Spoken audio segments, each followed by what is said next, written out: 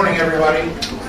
I am Congressman G.T. Thompson, the honor and privilege of serving as the 53rd chair of the U.S. House Agriculture Committee, and really proud to be here this morning. I want to thank all of you for joining us. Before we get started, we're going to, in our Agriculture Committee tradition, we're going to open with prayer, which I'll offer, and we've got some outstanding young people to introduce here for leading us in the Pledge of Allegiance. So if you would pray with me. Heavenly Father, we give thanks so much for all the blessings that you provide us, Lord, all the things that, how you light our way, you counter steps, and then you provide for us those provisions, and those provisions that come from the just industry of agriculture, Lord, all the things that are essential in our lives that come off of that acreage, all the things that are provided that are essential in terms of food and fiber and building materials, energy resources, impact on our economy, number of jobs, a cleaner environment, and a better climate as a result of American agriculture, Lord. And so we're just so blessed with what you provide us. I just ask your, Lord, we know that you know our prayers before we even speak them. So I just pray that, whatever the needs of anyone that might have that's in attendance today, to minister to those individual needs. Now we ask your blessings over this proceedings, and so that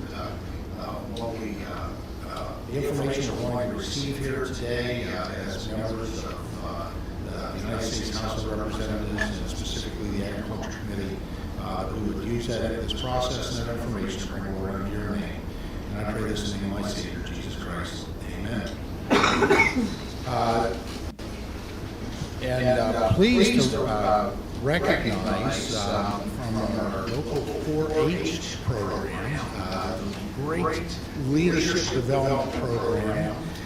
We have 3 outstanding young people. We have Elizabeth Abbey, we have Anna and Quentin Akama, who are going to lead us in the Pledge of Allegiance.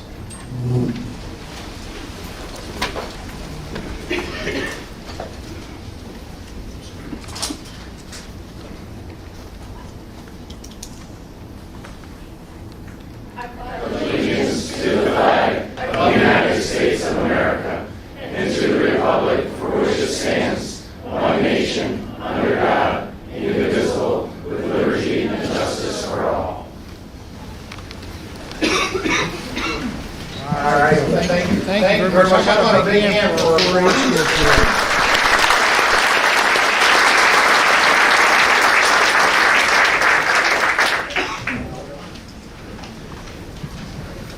Well, good morning, everybody. Thank you all for joining us today. I'm thrilled to be in the Empire State. We've been doing these listening sessions all across the country. It's pretty cool for me that I can get in the car and drive 2 hours and 7 minutes and be here. So, as opposed to being in an airplane for twice that long to get to some of these listening sessions. So it's great to be here with neighbors, put it that way.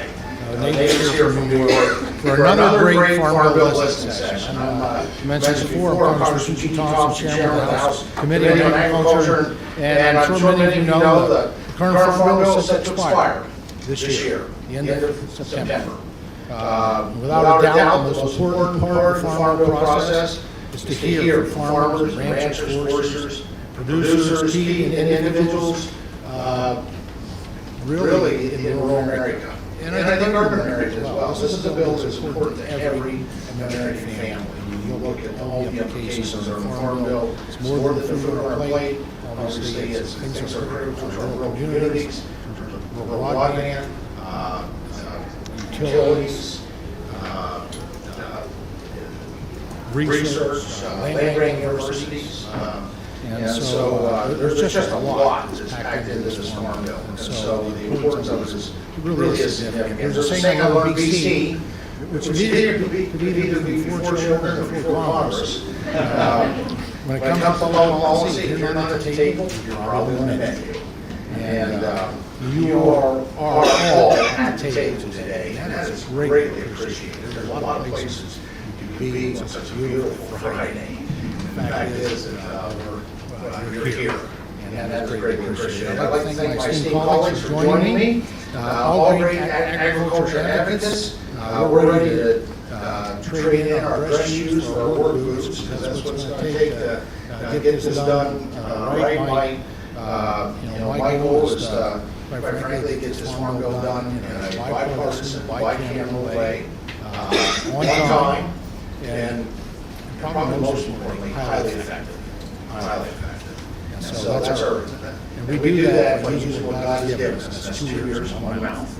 And so we're looking forward to listening and exercising that all critical communication skill of listening today. And build on a great record of what we've done around the country. And so I'd also like to welcome our host today, Congressman from New York 19, Mr. Mark Molinaro. We've got, I think we were going to be joined, I believe yet, by Ms. Claudia Tenney, New York 24. We've got another outstanding member of the Agriculture Committee. As Mark is on the committee, really proud to get some backup here in the Northeast. I felt pretty lonely on the committee for many years. And now we have also from New York 23, Mr. Nick Landlord, who's with us today, and a member of the Agriculture Committee. And then we have the designated cheese king from Wisconsin. We're not going to have any debates on cheese here today, Eric, in terms of equality. All right. Mr. Derek Van Orden from Wisconsin 3. We're just really proud of these members. They are great members of Congress and, quite frankly, outstanding members of the committee that represents the #1 industry in this country, which is agriculture.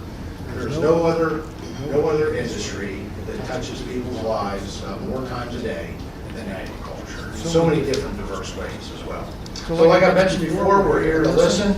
Due to time constraints, I'd like to ask our participants to keep their remarks to 2 to 3 minutes. I know that sounds short, but we've been doing this for a little while. This is been in over 40 states in the past 2 years and 3 months, and actually it works out pretty well. We get people thinking about the message they want to deliver. And so I ask you to keep your remarks 2 to 3 minutes so we can hear from as many people as possible. That's our goal. And we'll be relying on our moderator, Ms. Julie Suarez of Cornell University, to keep us on time today as our moderator. And Julie, thank you for all you do for agriculture, and thank you for your help today. I'd also like to assure you there will be plenty of opportunities to share your feedback with us, and I look forward to hearing from you all. Be sure to grab a comment card from our staff if you'd like to share your feedback today. And with that said, if we're unable to get you in the speaker queue today, I encourage you to submit your Farm Bill feedback. It's 2 to 3 minutes today, oral testimony or presentation, but it's unlimited written testimony. And so if you go on house.gov, agriculture's, house.gov, agriculture, which is agriculture today, there's a drop-down box. You go right online and submit information, also you can scan the QR code at the welcome table, which will put you right into that. So either now or in the future here, you can submit your input and comments. And with that, pleased to introduce once again our host congressman today, Congressman Mark Molinaro.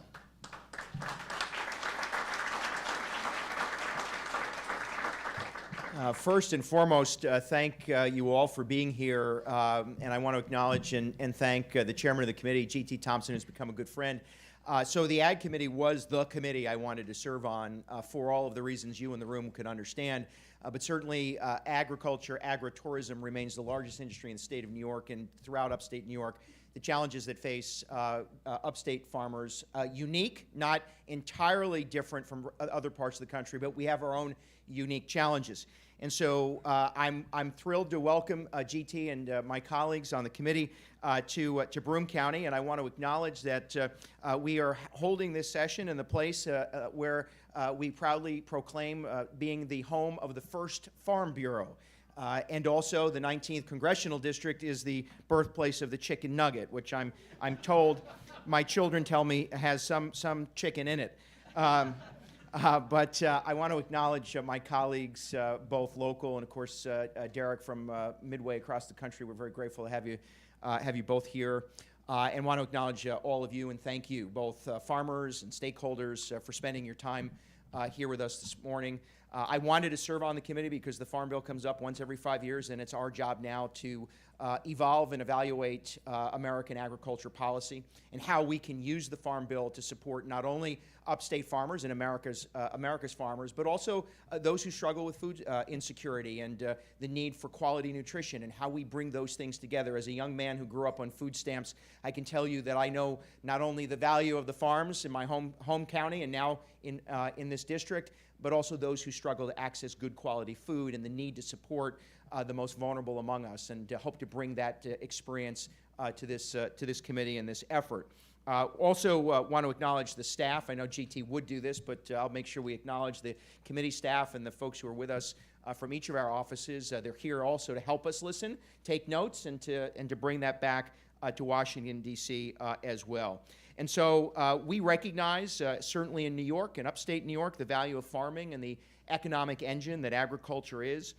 In the 11 counties I represent, there are almost 1.1 million acres of farmland across thousands of farms, and of course we produce and feed a good part of this state and this country.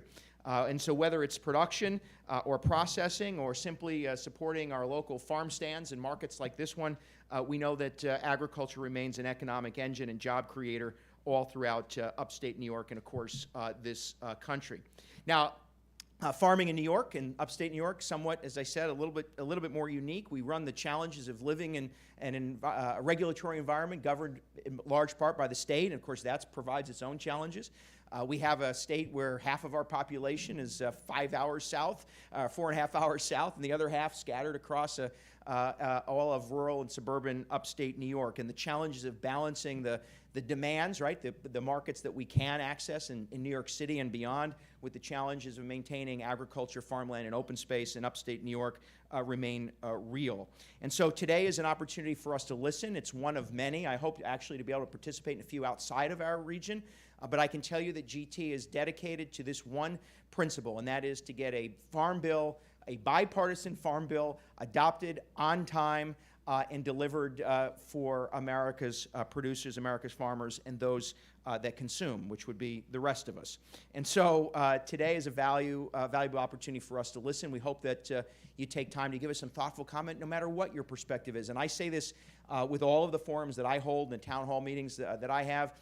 If we only listen to the people we agree with, that would be really boring. And so we hope today that you give us diverse thought, backgrounds, different perspectives from throughout not only the region, but the interest of agriculture and your perspective within it and from it, and that this conversation is of value, that we go not only from today to listen, but we have to take what you provide us today and then advocate back in Washington for you and America's farms. I want to acknowledge very briefly and quickly a couple of our colleagues in the state legislature are here with us. Congresswoman Donna Lupardo, who... Oh, I said congressman. Well, you know. I was here just for a brief moment. Admittedly, I worked with Donna a long time. I would offer to you that if she would like to drive 5 hours to D.C., and I'll chair the Ag Committee here. No. Assembly member Donna Lupardo chairs the Agriculture Committee. Also with us today, Assemblyman Joe Angelino and Assemblyman Lamondes, who succeeded Gary Finch, if I remember correctly. And, of course, Gary and I served together in the State Assembly, and I've worked with Donna a good number of years, great advocates on behalf of agriculture throughout their districts in upstate New York. And so thank you all for being here. Thank you all for being here. And with that, GT, I think we're going to get started.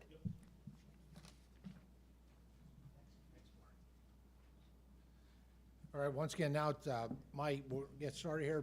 My pleasure to make one more introduction. Already introduced once, but worthy of a second introduction.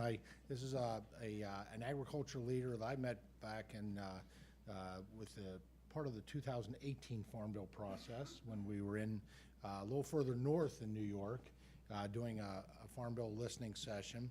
And she is going to serve as our moderator today, a great agriculture leader, great lady. So I'd like once again introduce Julie Soares, associate.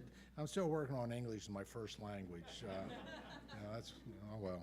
Associate Dean for Land Grant, Affairs at Cornell University and our moderator for today's listening session. Julie, the podium is yours. Good morning. Thank you so much for having us here. On behalf of Cornell's College of Agriculture and Life Sciences and our Cornell Cooperative Extension partners in Broome County who administer this wonderful facility we're all in today, I simply wanted to welcome everyone to this fabulous opportunity to provide feedback on the shape of the next Farm Bill. For perspective, we are just so very proud to be welcoming the House Agriculture Committee to Broome County. CALS and CCE have the wonderful privilege and admittedly the awesome responsibility of being New York State's land-grant partner for over 150 years. And today we're here now in the exact same place where a couple people have already alluded to is the birthplace of New York Farm Bureau, but also in 1910, this wonderful county was the birthplace of Cornell Cooperative Extension and the extension system nationwide. So we're delighted to have you here today. There's such a wonderful arc of history that is reflected in this room, and we appreciate your time and attention. So with that said, just a quick couple thank yous. So pleased, Congressman Molinaro, that you brought everybody here today. It's just really wonderful. I have to point out that the Congressman represents Ithaca, so the home base of Cornell, and we're pleased to have you do so, so thank you for the partnership. Also, as Congressman G.T. Thompson already said, he is no stranger to New York State, having visited Cobleskill many years ago, which is fabulous to have him back. Pennsylvania and New York agriculture have a lot of similarities. Really appreciate Congressman Langworthy for coming. He also represents Cornell because we have a lot of Cornell County Cooperative Extension partners, and we have a fabulous field research station that focuses on viticultural research right in his district as well. I also, of course, want to recognize and acknowledge the wonderful congressman from Wisconsin, and I have to promise somewhere along the way, those of you who are dairy farmers in the room, we have to figure out a way to make sure that he tastes New York cheese before he goes back to Wisconsin. But I also want to really thank Assemblymember Donna Lupardo, our leader on the Assembly Agriculture Committee chair, and she's actually one of the reasons, along with New York State Department of Ag and Markets, that again, we have this wonderful facility and space to welcome you into. Really appreciate Assemblyman Joe Angelino. Shout out, we're in his district right now. Thank you. And John Lamondes, whom I've known for many years, way back when. He is one of our 4,000 veteran farmers in New York State. So thank you for your service and for being here today. Rules are really simple. When you come up here at the podium, you're going to see a clock. It's going to be right in front of you. If you don't abide by the clock, I will call on you. So I'm going to call our first testifier, Judy Whitaker from Whitaker Farms, and I'm also going to make sure as I'm calling people's names, I'm going to give you a sense of who's coming next. So the second person will be Assemblymember Donna Lupardo. And again, on behalf of Cornell CALS and our extension, thank you so much for being here today, and thank you for bringing a field hearing to the Southern Tier. As I think this is the first time we've had a field hearing of the House Ag Committee on the Farm Bill here.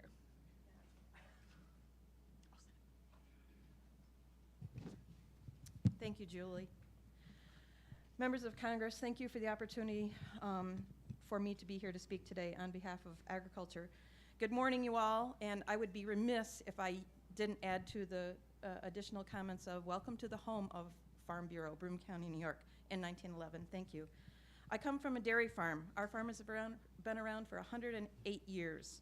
We farm on some marginal soils, thin hillside soil ground. Some of it tends to be a little wet. One of the programs that we are able to participate in is the EQIP program, which is the Environmental Quality Incentive Program through the USDA. NRCS manages the program. It has kept our farm environmentally feasible to operate. Projects like grass waterways, diversion ditches, cover crops, streamlined fencing are essential to keeping the nutrients in the soils in the ground available for us to grow crops on. By working along with USDA and NRCS staff, we have been able to ensure clean, clear water runs through our farm and onto the citizens of Broome County and the states beyond our borders. Adopting practices that help us maintain those practices is critical for the future of farming. Farmers are some of the original environmentalists. It's in their best interest to continue to do so. Continued funding of the EQIP program is essential. Allowing farmers the opportunity to work with programs like EQIP ensures a continued fresh, local, clean food supply, and that's essential for all of us as we all eat. I'll give you a few short facts.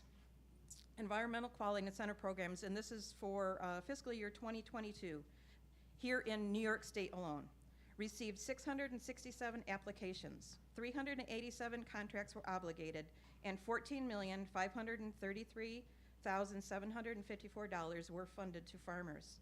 In fiscal year 2023, we received 655 applications, and $15,751,000 has been allocated to farmers in New York State to continue these practices, providing fresh, clean water to the citizens of New York State. It leaves our borders clean. We appreciate the time and efforts for the Ag Committee to be providing funding for projects like EQIP to be able to continue to offer to farmers. If we didn't have programs like this, we wouldn't be able to do these programs. Thank you very much.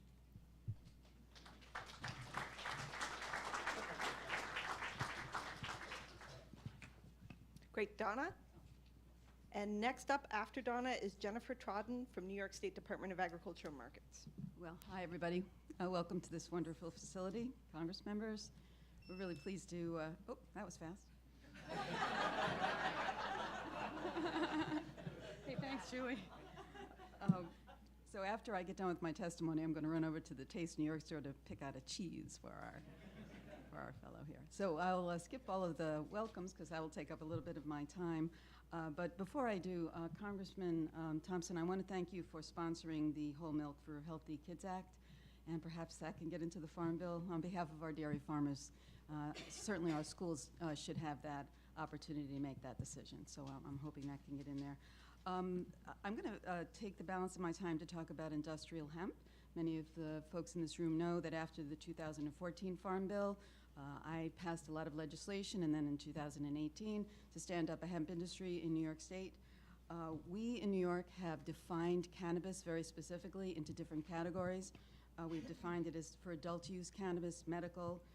We've defined cannabinoid extracts, but also the hemp grain and fiber. What we're looking for, and has been recently introduced in the state, in the U.S. Senate, bill number 980 by Mr. Tester and Mr. Braun, is for the Industrial Hemp Act of 2023 to be introduced in the House, hopefully, but also to be included in the Farm Bill. What this would simply do is to make it clear in federal law that hemp grain and fiber is a crop that can be grown by people who don't have to go through a felon background check, who don't have to get fingerprinted, who don't have to go through onerous criminal backgrounds.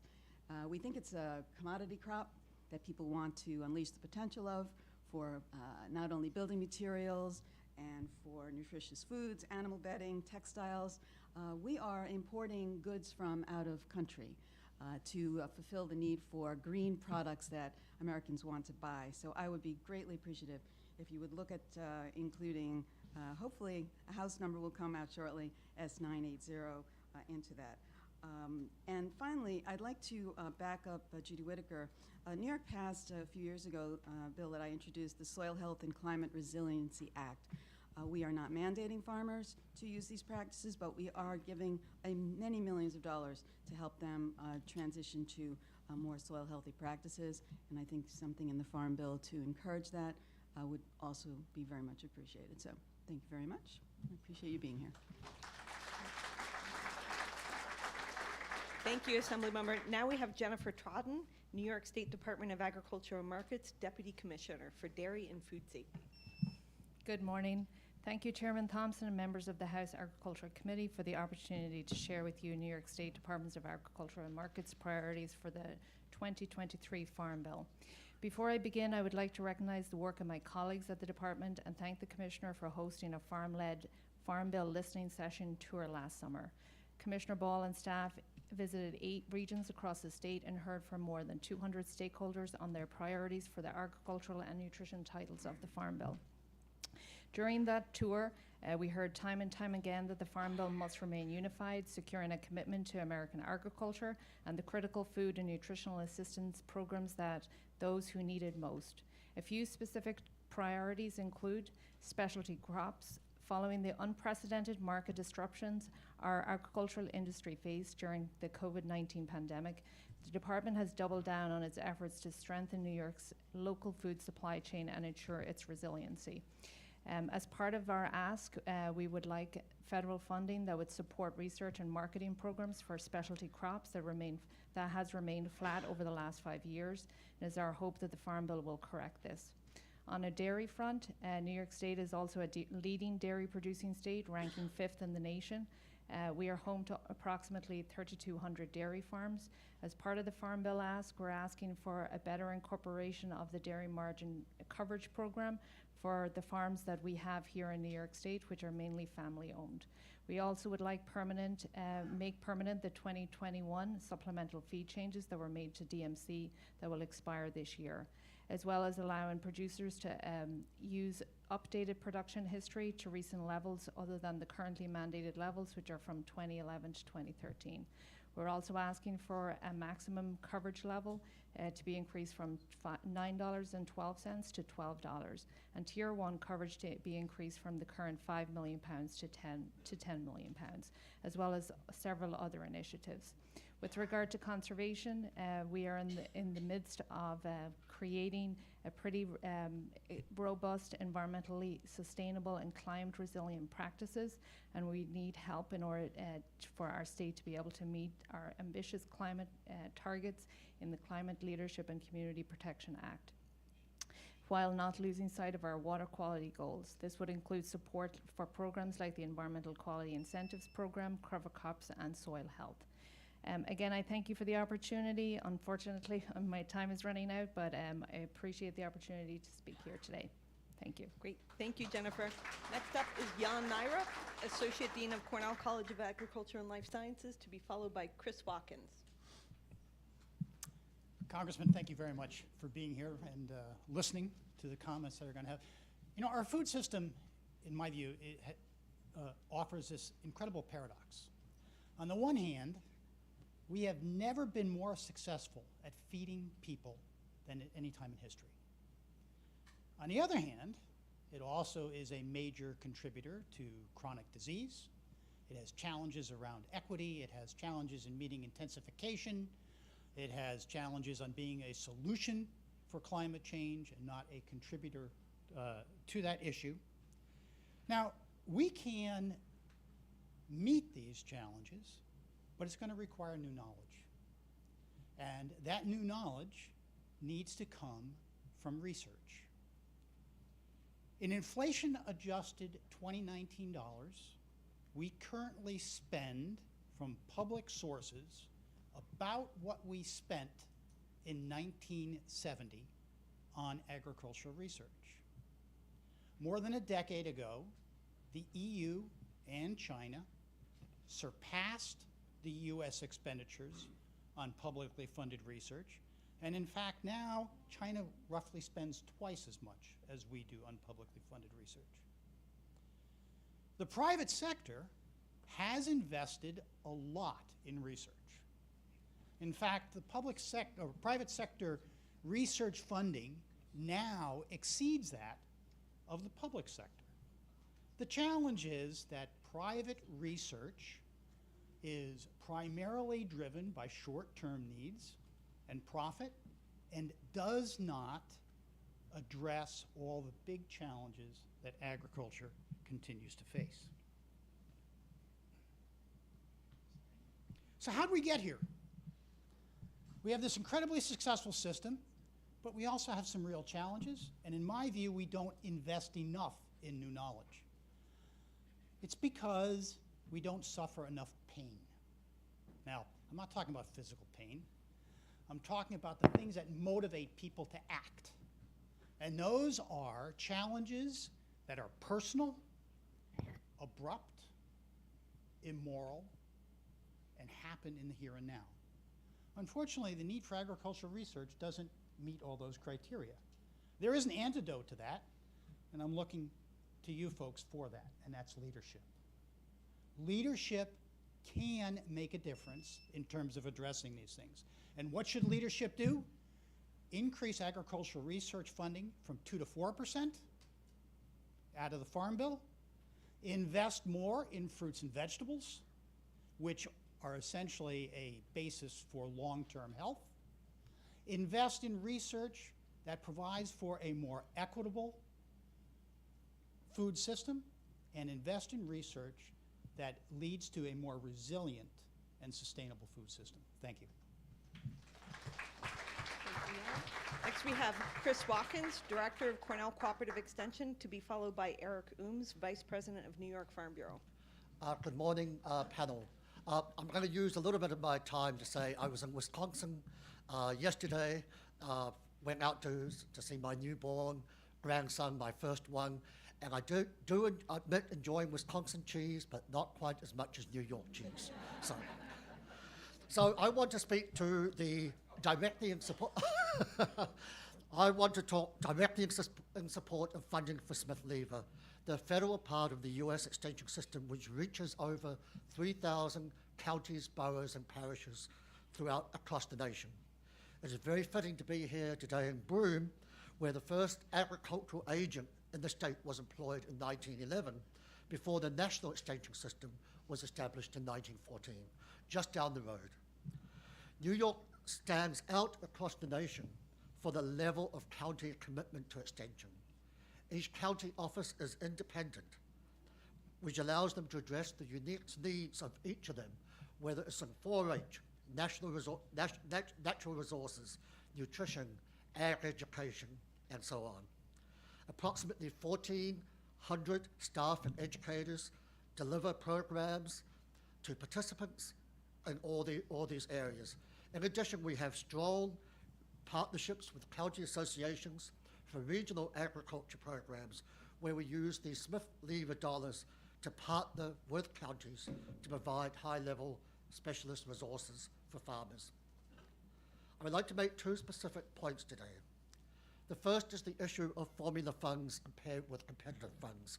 I'm sure that many of you have heard and talked about competitive funding. It's often considered to be good by its very nature of being competitive.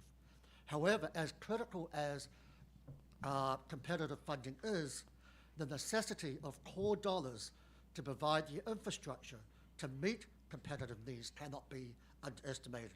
Without funding relief, the incredible extension system that is the envy of the world will wither away. The second is that the formula for Smith-Lever allocations is one that is properly oriented towards rural audiences. This is from its birth. However, the formula disadvantages states such as New York and Pennsylvania because of our large urban populations. The solution is not to take away from the current Smith-Lever pool, but rather to think innovatively about alternative approaches.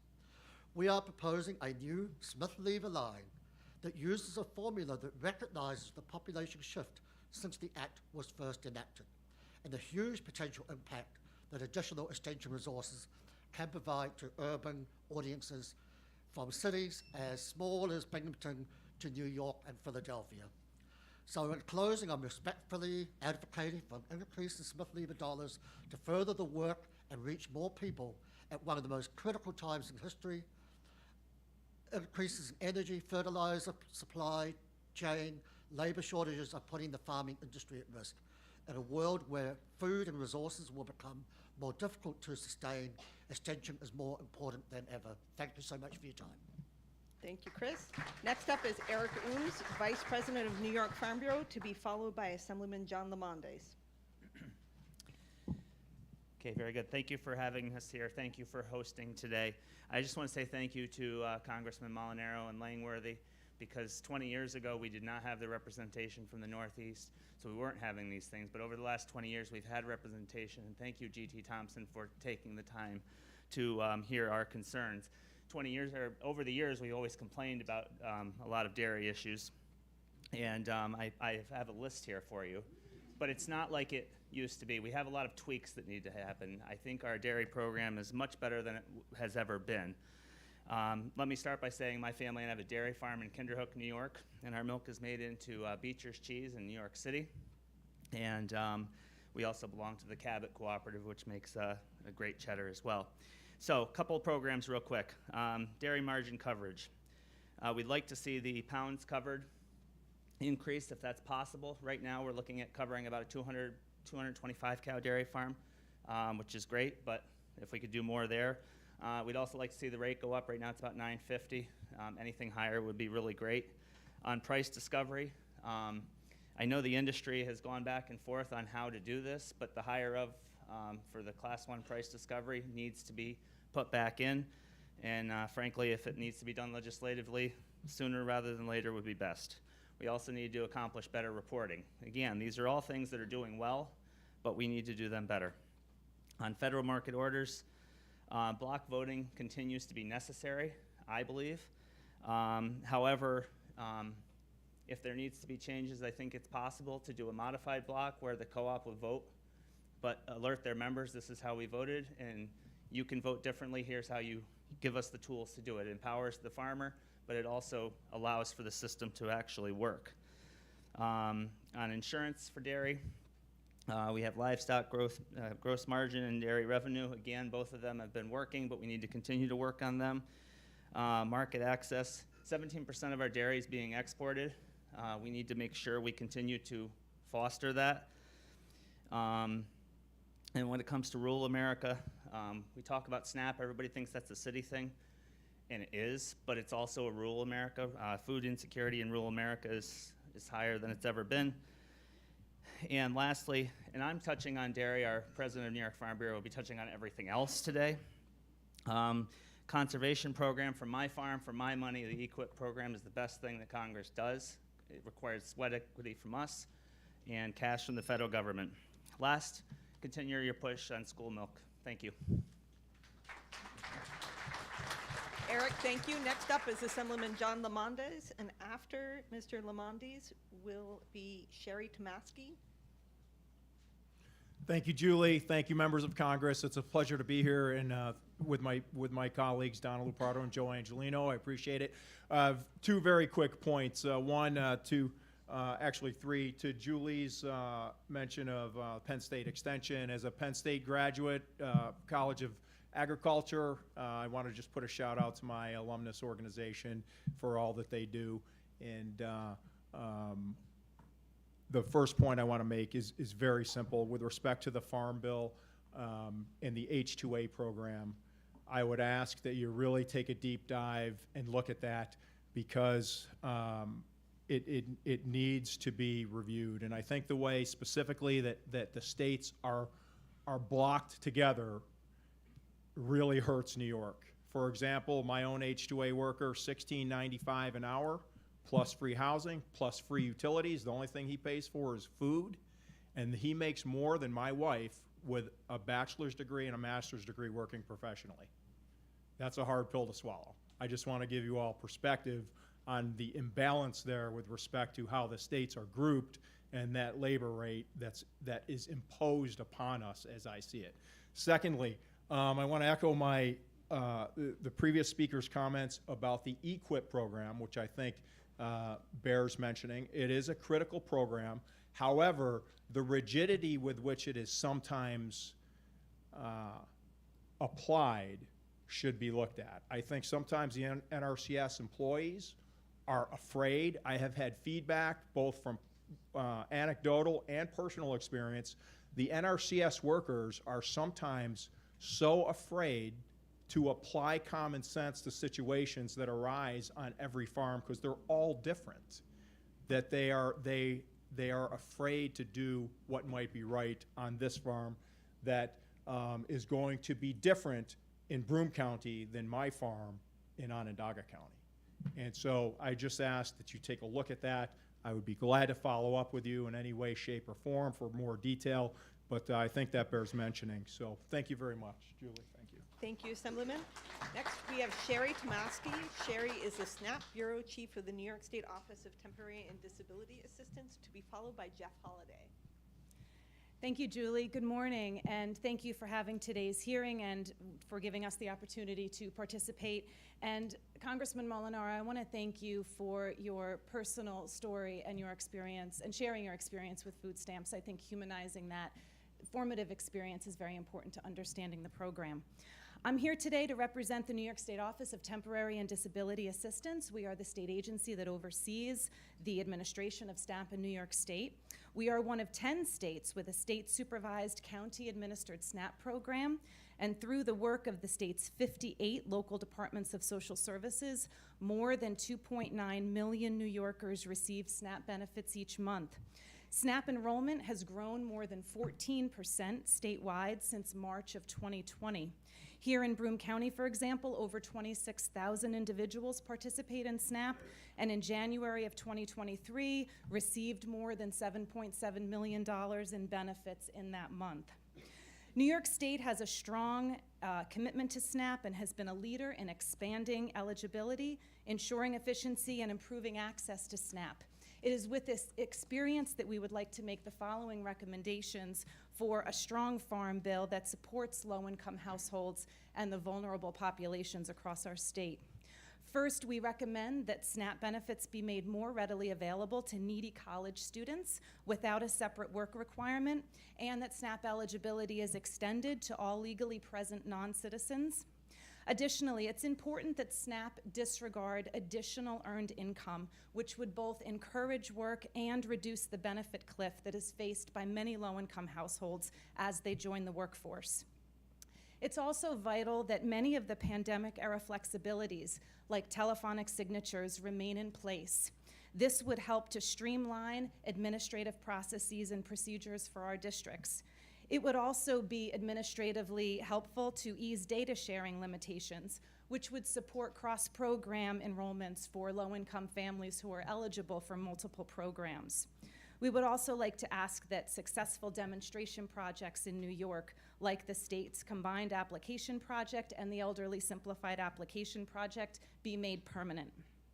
We would like to applaud Congress for including a 2-year federal fix to address skimming of benefits in the most recent omnibus, but we urge you to include in the 2023 Farm Bill to make this fix permanent and require enhanced card security to address the underlying fundamental vulnerability of EBT cards.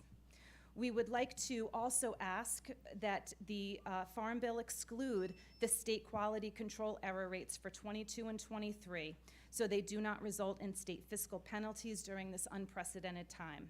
And finally, we do need a Farm Bill that supports work and doesn't punish those who are seeking work. So we ask for the elimination of the ABOD time limit and the easing of burdensome and complicated work and reporting requirements. In closing, I'd like to thank you again for your partnership in administering a SNAP program that most effectively serves New York families. Thank you. Thank you, Sherry. Next, we have Jeff Holliday. Jeff is the New York State Chair of Ducks Unlimited, to be followed by Matt Hollenbeck. Good morning. First, I want to thank you for your leadership in passing the Sustains Act in the fiscal year 2023 Omnibus Spending Bill. And I want to thank you for organizing today's listening session. Personally, I'd like to thank Congressman Molinaro and the staffs of Congressman Langworthy and the rest of the New York delegation for meeting with us back in February at the Ducks Unlimited fly-in. My name is Jeff Holliday. I am the state chair for New York Ducks Unlimited, and I'm also a member of the National Public Policy Committee for Ducks Unlimited.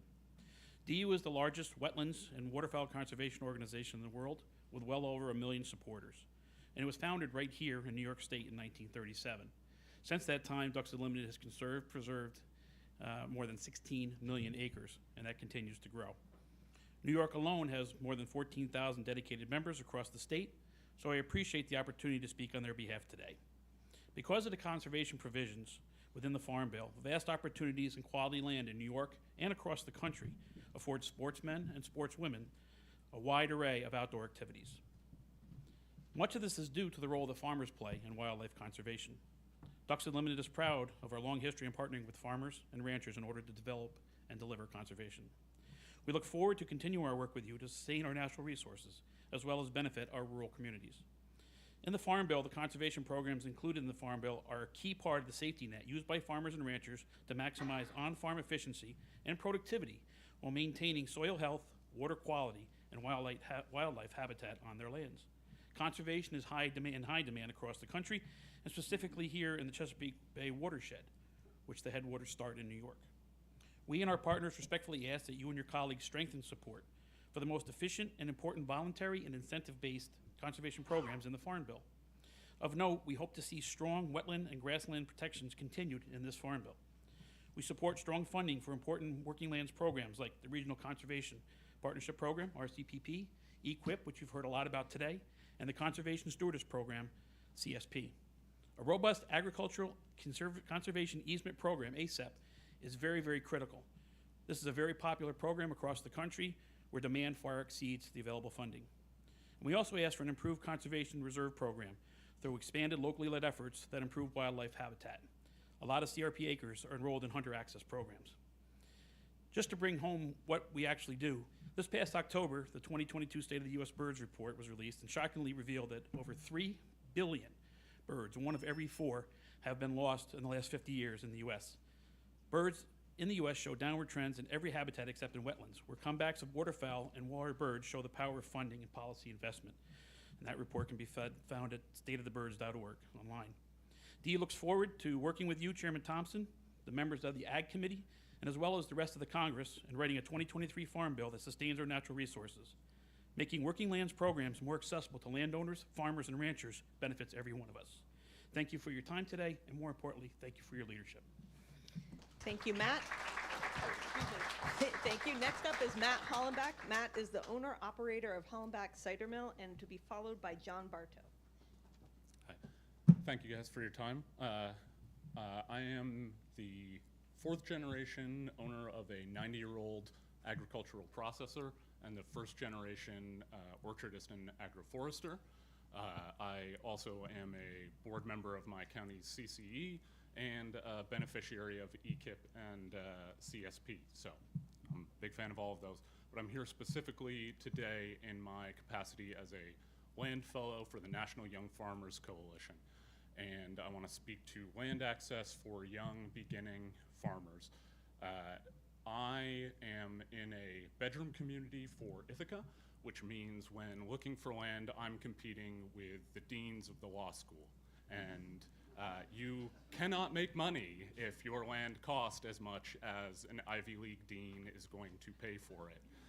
We need to make sure that we are making sure that agricultural land is accessible and affordable for young and beginning farmers. I myself had acquired the land that I do have now through a difficult succession process, which is important to address because the average age of a farmer in the US is over 59 years old.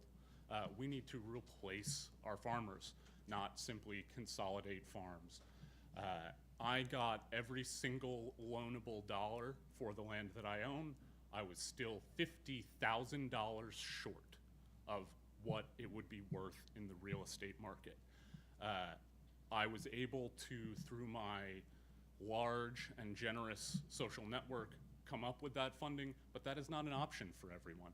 And it should not be a requirement for people who are called to farm to have those resources. We need to make sure that we provide easy credit for young and beginning farmers, not only for them to acquire the land, but you are funding the retirement of our retiring farmers. Their retirement fund is their sweat equity in their land, right? That is what they are planning to retire on. There is no 401k, there is nobody else paying for the retirement. The time, money, and energy that they put into their farm is their retirement, and we can help fund that. We can help 2 generations of farmers by providing funding and resources for young farmers to succeed our retiring farmers. Thank you. Thank you, Matt. Matt's followed by John Bartow. John is the Executive Director of the Empire State Forest Products Association. John will be followed by Sheila Marshman. Thank you, and thank you for coming here today and being with us. I'm going to touch on the forest needs of the Farm Bill in 5 broad areas. First is forest and conservation. We really support the increased investment in the U.S. Forest Inventory Analysis Program. We support a forest conservation easement program. We also want enhanced funding under EQIP, as you've heard from everybody else today, as well as expanded eligibility and technical assistance providers at the county level in particular. So we'd really like to see some increased funding there. Second area is wood products carbon storage. Create and fund a wood products access program. establish a fund wood design and build program, and develop a wood products carbon storage program. Third, the biomass energy program funding. Fourth, wood affordable housing in the USDA rural development. And finally, U.S. export promotion funding. That's it. Thank you very much. Thank you, John. We're followed by Sheila Marshman from Marshman Farms, and after Sheila will be Katie Balden. Good morning. I echo everyone's thank you for being here today. As mentioned, my name is Sheila Marshman, and I represent Marshman Farms. We are a 7th generation dairy operation, genetic and cropping business. Congressman Thompson, I'm proud to say that our genetic business is located in your home state of Pennsylvania. We were established 167 years ago in 1856. We are also proud members of Dairy Farmers of America Cooperative. My ask is that you pass a strong farm bill which continues to protect the profitability, productivity, competitiveness of our farm, America's farmers, in the agriculture communities. Profitability can be assured in part by expanding funding for the Market Access Program and the Foreign Markets Development Program, which promote American agriculture products and help us receive top dollar for our commodity products. In 2022, we set new records by exporting 18% of our milk and milk-based products that we produce. That equates to 2.4 million metric tons. And that's $9.6 billion of new money into America's and the rural economy. Clearly, a healthy rural economy is dependent upon healthy export markets. The global markets bring economic and environmental risk. The drought in Argentina, the war in Ukraine, and China's hungry growing middle class are opportunities and a curse. With regard to price, more frequently, the highs are becoming higher and the lows are becoming lower. Title I dairy programs provide important risk management protection to ensure that there is support when milk prices fall. I ask that you please consider increasing Tier 1 coverage level of the Dairy Margin Protection Program from the current 5 million to 10 million pounds. This will ensure that our dairy farmers here in the Northeast, which are primarily small to mid-sized family-owned businesses, remain competitive. I also ask that the Tier 1 margin coverage amount be increased from $19.50 to $12, which help address inflationary price increases. Thank you all very much for your time. I appreciate this opportunity. Sheila, thank you. Next up, we have Katie Balden. Katie is a policy manager for Northeast Organic Farming Association of New York, and after Katie will be Barb Hanselman. Thanks, Julie. And thank you, Chair Thompson and members of the committee. Again, I'm Katie Balden, policy manager with the Northeast Organic Farming Association of New York. Since 1983, NOFA New York has supported the New York farming community. We provide educational events, technical assistance, and USDA accredited organic certification to nearly 1,100 farms and businesses in New York. And New York is a national leader in organic production and home to over 1,800 organic operations, including about 200 in District 19 alone. We want to see equity in organic research funding and more transparency in organic market data. Organic research is funded at a tiny fraction of overall agricultural research and yet benefits the whole farming community. An investment in organic research is an investment in the future of our food system. We want increases in organic research and extension initiative and the organic data initiative. Access to NRCS conservation programs for organic producers needs to be improved, including by equalizing payment limits under EQIP, offering organic systems training for program staff that interface with farmers, and better utilizing the organic systems plan to streamline conservation program compliance. Opportunities in Organic is a marker bill that includes a suite of flexible, easy to access tools to reduce barriers to organic agriculture.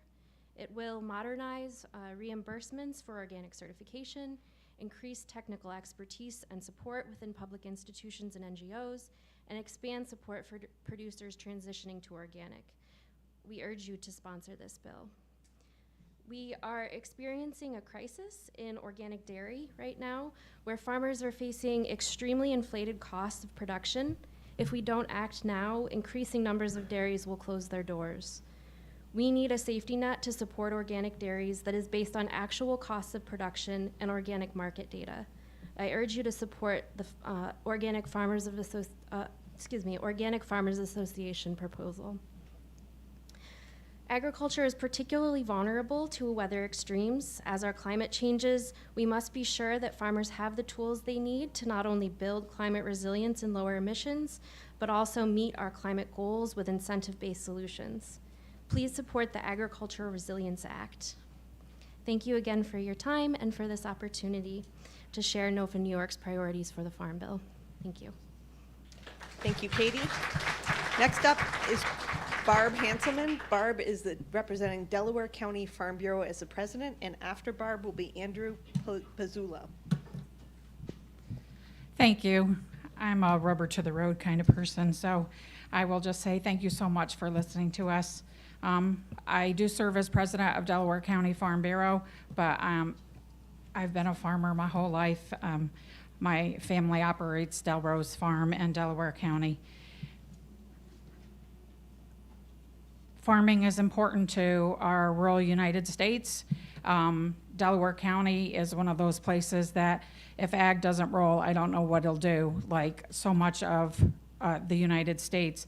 And I feel that our bill needs to really be thoughtful about making sure that rural America remains a place for people to live and that they can make a living there. More specific to, there's been several comments about programs, including EQIP. I think it is very important in the bill that we're thoughtful about programs that support farmers that are keeping agriculture alive in the United States. I'm a dairy farmer, so I very much support DMC, although I would like to see the change in the pounds. The base pounds, it's outdated when you're talking about pounds that are, over 10 years past. Farms continue to try to do better to improve themselves, and that isn't allowing for that. I also think there needs to be a return to the higher of the class one mover. I think it showed that the issues. Also some things in reporting and also price discovery, barrel price to be removed from its use in protein content and just use blocks, extend the reporting period so that the importance of exports are weighs into our price discovery for non-fat dry powder and dry whey, and update milk components, factors for protein, solids, etc. My other push today is I feel that Congress really missed their chance to ensure that all kids in the United States could have free breakfast and lunch when that program ended that was related to COVID. They really missed, and I think that that's something that's important in this farm bill. It's important to farmers, it's important to educators, it's important to young people, to young families, and that to make sure that milk stays as the beverage. And when I say milk, I mean real milk, dairy milk. Not because as FDA has continued to ignore that the law is being broke on the mislabeling of the plant-based beverages, we worry about that being able to creep into lunches and breakfasts for children, and it doesn't have the same quality that real dairy does. With that, Barb, thank you. Thank you very much, Barb. Andrew Pizzullo is the advocacy organizer by Scenic Hudson, and next up after Andrew will be Tom Cosgrove. Thanks, Chairman Thompson, Congressman Molinaro, Langworthy, Van Orden. Thanks for convening this listening session and for your leadership on the Farm Bill. So I'm Andrew. I'm an organizer with Scenic Hudson, a land trust and advocacy organization founded in 1963. Scenic Hudson has protected 140 farms, more than 20,000 acres, putting $75 million directly in the hands of farmers. For 10 years prior, I was a diversified organic vegetable grower in New York 19. Failure to secure affordable land tenure, among other myriad challenges, led me to make the difficult decision to quit farming. So the Farm Bill and its potential to support a new generation of farmers is near and dear to my heart. In 2020, Scenic Hudson founded the Northeast Carbon Alliance, NECA. It's a coalition of farmers, land managers, scientists, and service providers. Thank you, Congressman Molinaro, for your attendance at NECA's December listening session. My comments generally reflect what we're hearing on the ground. The Northeast contains an extraordinary network of family farms on the cutting edge of sustainability and market innovation. It also has a resurgence of young farmers and farmers of color, growing rurally, on urban farms, through CSAs and market farms, through agritourism, and scaling up to meet wholesale demand in schools and hospitals. Protecting family farms and conserving farmland should continue to be heavily prioritized in this Farm Bill. And with proper support, our region's farms are positioned to meet an ever-growing demand for safe, nutritious, local food. As a farmer, I benefited immensely from technical assistance from local organizations where I learned to implement conservation practices that made my business more profitable and resilient in the face of environmental changes and risk. We hear from farmers that the demand for these technical services outpaces the current capacity of providers, and Northeastern farmers want to see increased capacity for the Conservation Technical Assistance Program in the next Farm Bill. EQIP and CSP are vital programs. They increase the viability of our region's farms while supporting adaptation to changing environmental conditions and risks. But these programs have long been oversubscribed, severely oversubscribed, and remain largely inaccessible to young farmers, small farmers, and farmers of color. Our farmers also identify onerous paperwork and reporting, as well as a lack of local application assistance, as clear barriers to entry. The Northeast is also home to some of the most vibrant and innovative urban farms and community gardens in the nation. To meet the food security needs of our region's small cities and large cities, we should continue to focus on investments like the Urban Agriculture Innovation Production Grants that meet the unique challenges of urban growers, particularly challenges around very high labor costs and organizational and project mobilization costs. Chairman Thompson and Ag Committee members, thank you for the opportunity to present comments today, and I look forward to working together to support a farm bill that meets the needs and challenges of the diverse farmers of the Northeast. Thank you.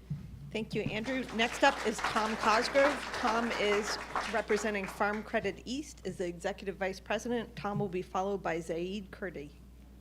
Good morning. My name is Tom Cosgrove with the Farm Credit East team. Thank you all for being here.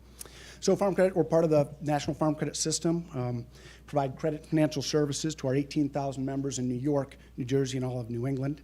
We also have a crop insurance arm that provides risk management solutions throughout the region, and our leader of that team, Jeremy Ferret, is here with me today as well. For Congressman Molinaro and Langworthy, we have, between your two districts, we have about 2,500 members in your districts, and in February returned about $8.5 million in patronage dividends for the value of their being part of the cooperative. So there's a lot to unpack with the Farm Bill. Obviously, a lot of things are being mentioned here: conservation programs, rural development, trade, certainly nutrition. But just the time I have, let me just focus on two priorities. One of the main goals of the Farm Bill should really provide stability and certainty. And part of that providing stability and certainty is making sure our producers have access to safety net programs like DMC, but also risk management tools like crop insurance. Because whether it's row crops, specialty crops like apples or grapes, or the Dairy Revenue Protection Program, maintaining a strong and effective crop insurance program should be one of our top priorities. FSA loan guarantees from USDA are another important tool for Farm Credit and other lenders as we assist young and beginning farmers and work with farms that may be going through financial challenges. Given inflation and the high asset values in our region, the $2 million limit on loan guarantees can sometimes be a limiting factor, so I'd ask Congress to consider raising that in the Farm Bill. So in closing, Farm Credit East really strives to be a partner in the communities and to the members that we serve. Because for agriculture to be strong, the communities need to be strong as well. And that's why we support organizations like the Marathon Area Volunteer Ambulance Corps, which won our 2023 Lipinski Rural Initiatives Award, or the Vines Urban Agriculture Program right in Binghamton, that which we received our Ag Enhancement Grants. Programs like that are a way to diversify and broaden participation in agriculture. And I would note our funding bank, CoBank, is a partner in both those efforts. And as the Farm Bill discussions continue, we're going to be looking at ways that farm credit, maybe additional ways that farm credit can invest in our rural communities, and we'll certainly look forward to discussing some of those proposals with you as the Farm Bill debate continues over the next weeks and months. Again, thank you for your leadership. It's great to have 2 members of the New York delegation on the Agriculture Committee, and we'll look forward to working with all of you on passing the Farm Bill in a timely fashion. Thanks. Thank you. Next up is Zaid Perde from Norwich Meadows Farm, to be followed by Mark Boudreau.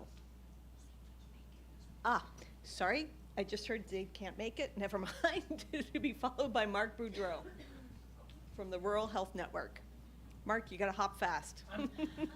After Mark will be Gerald Carlin. Good morning. Thank you for allowing us to speak today. We really appreciate it. I am the Executive Director for the Rural Health Network of South Central New York. I'm also Vice President of the Board of Directors for Broome County CCE. The mission of the Rural Health Network is to advance the health and well-being of rural people and rural communities. Today, I'd like to highlight a game-changing program that was introduced in the 2018 Farm Bill. The Gus Schumacher Nutrition Incentive Program, or GUSNIP, provides funding opportunities for projects, providing incentives to increase opportunities for projects, the purchase of fruits and vegetables by low-income consumers. GUSNIP grants bring together partners from various parts of the food and healthcare system to help improve the health and nutrition status of participating households. Since 2020, there have been 13 GUSNIP awardees in New York State, totaling just over $17 million. In 2022, the Rural Health Network of South Central New York was the recipient of a GUSNIP grant. We received $500,000 over 3 years. Our award will allow us to expand our existing produce prescription program in a 4-county region to enroll 825 participants in 3 hospital systems and community health workers that work for us. Participants will receive $360 in produce prescription vouchers over 6 months to utilize at farmers markets like the Broome County Regional Farm Market right here at CCE. Along with that, they can be used at farm stores, grocery stores, and CSAs. We will also work with the development evaluation team to conduct a process analysis and outcomes assessment that documents effectiveness at increasing fruits and vegetables consumption, lowering food insecurity, improving health outcomes, and lowering cost of care. The funding we receive from GUSNIP will flow to small community farms and CSAs. Farms just don't create jobs. Farms create jobs for trades like plumbers, electricians, and mechanics who help keep the farms running. Farms also support their local businesses and their communities. Produce is where it begins with our produce prescription program. It is the seeds we plant in our communities to get the American population healthy and feeling at their best, most productive selves. Interventions funded by this part of the Farm Bill give healthcare providers an evidence-based tool they can use when having conversations with food insecure patients who have a diet-related chronic health disease. I strongly urge Congress to increase funding to Gus Schumacher Nutrition Incentive Program in this year's Farm Bill. Thank you very much, and I'll also leave a 1-pager on GUSNIP for you as well. So thank you very much. Have a great weekend. Thank you, Mark. Now we have our first Pennsylvania farmer, Gerald Carlin with Carlin Farms, and I'm not going to pronounce Meshoppen? Meshoppen. Thank you, Gerald. Gerald will be followed by Mike McMahon. Well, good morning. First of all, I want to thank Congressman Thompson for reintroducing the Whole Milk for Healthy Kids Act. And I think there's probably even some in this room that may not know that whole milk and 2% milk even has not been allowed in the school lunch program for 9 years. I'm a former dairy farmer and currently raise vegetables and grass-fed beef. Although I'm no longer a dairy farmer, I have been deeply involved in dairy issues for many decades. And most other farmers can sell their food directly to the public.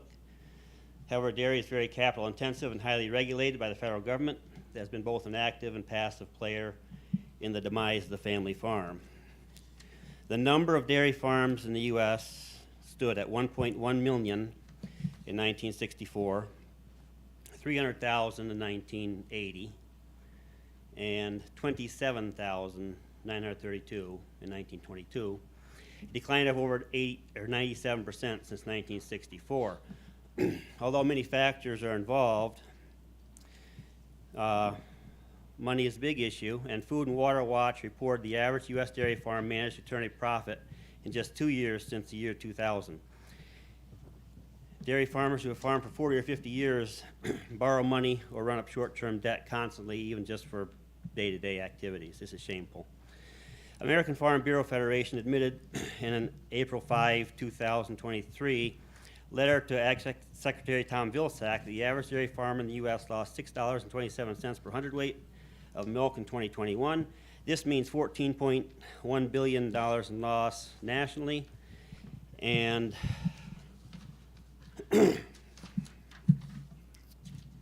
sorry, amounts to $475,000 per dairy farm, $1,500 per cow. That adds up to a lot of money. Mr. Thompson, I know you saw the Federal Milk Market Improvement Act at one time, and you said you would support it, but Washington changes things. Dairy margin contract is what I focus on. It's a flawed manufacturer program because it's based on an announced FMMO price. Middlebury Co-op in your district, Mr. Thompson, for example, is currently taking $3 per hundredweight out of milk farmers' milk checks for market adjustment fees in addition to other fees. So the many farmers are receiving much, much less than the announced price. So the DMC must be tailored to each individual farmer's pay price after all deductions, or depooling must be eliminated and co-ops must be forced to pay federal minimum price without deduction. Thank you. Thank you, Gerald. Next, we have Mike McMahon. Mike is with Easy Acres Dairy in Cortland, and Mike will be followed by Jeff Kirkowski. Thank you. Thank you, Congressman, and my own Congressman, Mark Molinaro. Honorable Congressman, I stand here this morning wearing two hats. First as a dairy producer and second as the USDA FSA state member.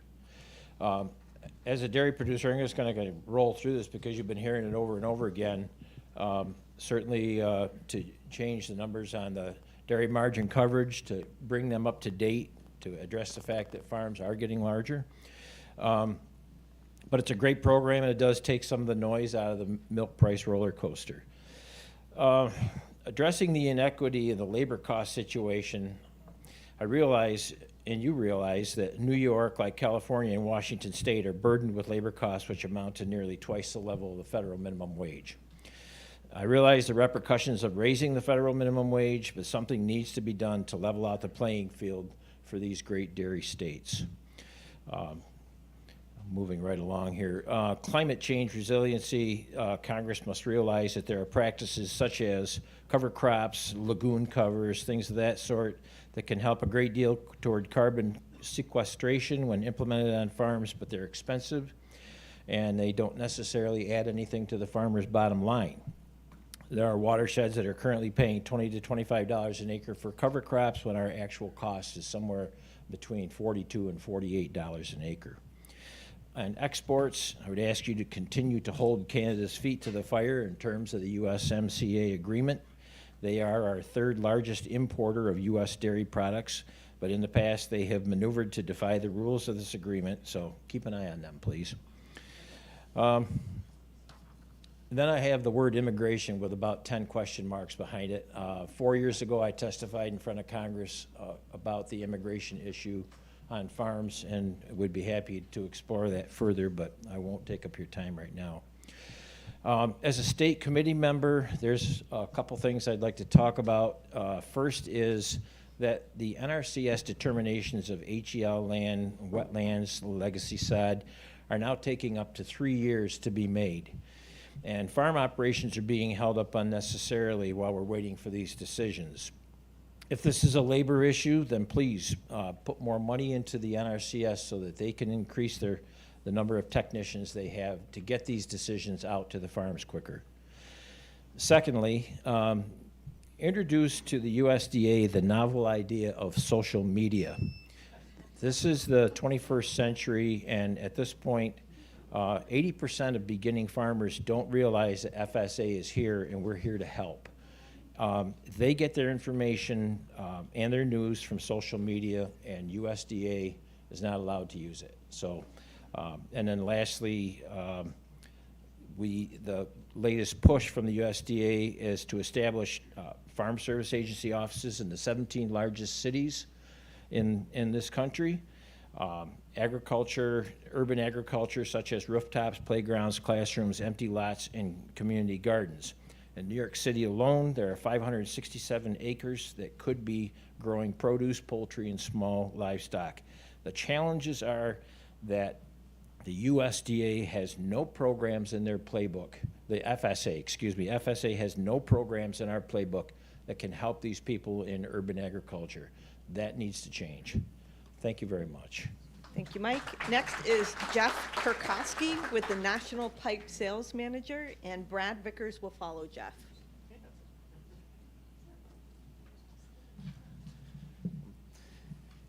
Thanks everyone for coming out today. Thank you to our representatives who are going to bat for us. I know everyone in the room appreciates that. When you're on a timetable here, there's two ways to go about this. You can be succinct and direct, or you can speak quicker. So those of us that know me will notice I'm going to speak rather rapidly. I'm here to represent a offshoot organization, one that's not going to directly be boots on the ground farming. I represent National Pipe and Plastics. We are one of the largest PVC pipe manufacturers in the country. We employ hundreds of individuals here in our local area. I know Congressman Molinaro has been to our facility, and we're obviously happy to host you anytime you want. We are here, and the reason people want us here is because we can provide direct savings, and do on the daily provide direct savings to the individual farmers who are on the ground. Through a upgrade and improvement of the irrigation systems, pumping systems, all the plastic pipes, the pumps all made here in New York State serve a dual purpose to our representation. They allow them to reduce carbon emissions, come up with cleaner, more energy efficient ways to distribute water to the people on the ground, both dairy and produce growing farmers. Someone threw a stat at me that a lactating cow can consume between 30 and 50 gallons of water a day. By increasing our ability to distribute water to the individual farmers, we allow for cheaper, more direct distribution of that water, allowing them to save money during the daily operations of their individuals. And that is what everyone here is for, both to save money and allow for the natural succession of farming in the state. Through increases in agricultural irrigation systems, we can save up to $2.8 billion in energy costs, and that's direct savings to the individual farmers on the ground. It's a win-win for everyone. Everyone can wave the environmental flag because it is environmentally friendly. That's just by nature of the business. And it provides savings to the people on the ground. So there is no losers in this situation whatsoever. We provide direct wins to both the manufacturers, the hundreds of, not just individuals, but families. Oh, they're beeping at me. The hundreds of individual people and families that are employed by the pump and piping manufacturers, as well as allowing the individual farmers to save money on energy and quickly distribute what they need to their crops and livestock. So thank you everyone for taking the time. Thank you for coming on. Thank you. Thank you. Next up, we have Brad Vickers. Brad is the president of Shenango County Farm Bureau, and Brad will be followed by, just a minute, sorry. Brad will be followed by Sullivan DiRado. Thank you. I'm Brad Vickers, president of Shenango County Farm Bureau, and I'm also New York State president of Veterans and Farmers Alliance. Our objective is to get retiring veterans involved in agriculture. So when I was in Hawaii, the governor there told our Farm Bureau members, without food, the rest doesn't matter. And I think that's why we're here today. Looking at New York State, 33,400 farms and over 6,900,000 acres of operating farmland contribute more than $5.4 billion in agricultural sales to New York State economy each year. Look at those numbers. Does food matter? So it's very important that we keep the ag and nutrition program together and pass the Farm Bill in a timely manner. It's those two, if you separate them, we will both lose. So that's important. The SNAP program needs to be situated to be more producer-friendly. Right now, it's costly for a farmer to get involved in the SNAP program. Oftentimes, he can't do that and make money. He'll actually lose money because it'll cost him too much. This needs to be made more friendly. I do want to thank the Commissioner of Ag and Markets for their recent passage. I believe it takes place in April 15th. The SNAP customers will be able to get double produce for their money. This is very effective in helping those in need in our area. A couple other things that I want to mention. I'm a big supporter of biodiesel, and I think we need to do more to support that. That's Ralph Diesel intended we use that. And recently meeting with Canada and their representatives in Washington, D.C., they noted that their need for biodiesel is increasing. So we need more biodiesel production here in this country. Farmers can help with that. And the last thing I want to mention is cell service. For me to call my Assemblyman Joe Angelino, I have to jump in the car and drive down the road to make that call. And if my wife was on needed heart assistance, I would have to jump in the car and run down the road to call 911. And Joe, you may remember bombed out areas in other parts of the world, and here's a guy standing out there talking on a sat phone, and we're still locked into cell service. We're the most technological country in the world, and we can't provide cell service to rural New York. That's disgusting. Thank you. Brad, thank you. Next, we have Sullivan DiRado, who is the Senior Director of Operations for Xylem. Yes. Good morning, everybody. Sorry, Sullivan will be followed by Francois Elvinger. Good morning, everybody. I'm Sullivan DiRado, Senior Director of Operations for Xylem. We're a pump manufacturer, Goulds Pumps, up in Auburn, New York. We produce pumps for agricultural, homes, and light industrial. And what we're asking is to help our farmers. A lot of our pumps have VFD drives for more efficiency, and to help our farmer put things in the bill to help them with assistance, so that if we can move that to lower their operating costs. VFD drives and efficiency has been around for decades. It has become the way of the future. More and more, that is where everything is moving towards, to the electronics of help for better efficiency. We're hoping that something could be in there to help them make those conversions in their operating systems overall to lower their costs. Thank you. Thank you, Sullivan. Next up is Francois Elvinger with the American Association of Veterinary Laboratory Diagnosticians, that's a mouthful, and Cornell Vet Med. After Francois will be Jessica Tobon. Thank you, Julie, and thank you, Chairman Thompson and Congressman Molinaro, Langworthy and Van Orden for the opportunity to speak on behalf of two organizations, the American Veterinary Medical Association, AVMA, and the American Association of Veterinary Laboratory Diagnosticians.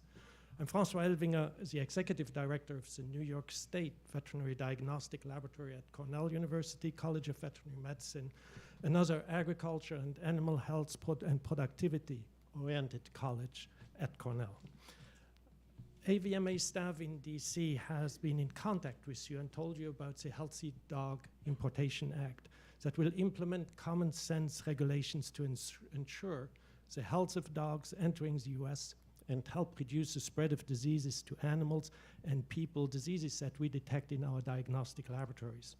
This bill is a top priority of the AVMA, and we encourage you to consider including it in the Farm Bill to protect pets, livestock, and public health.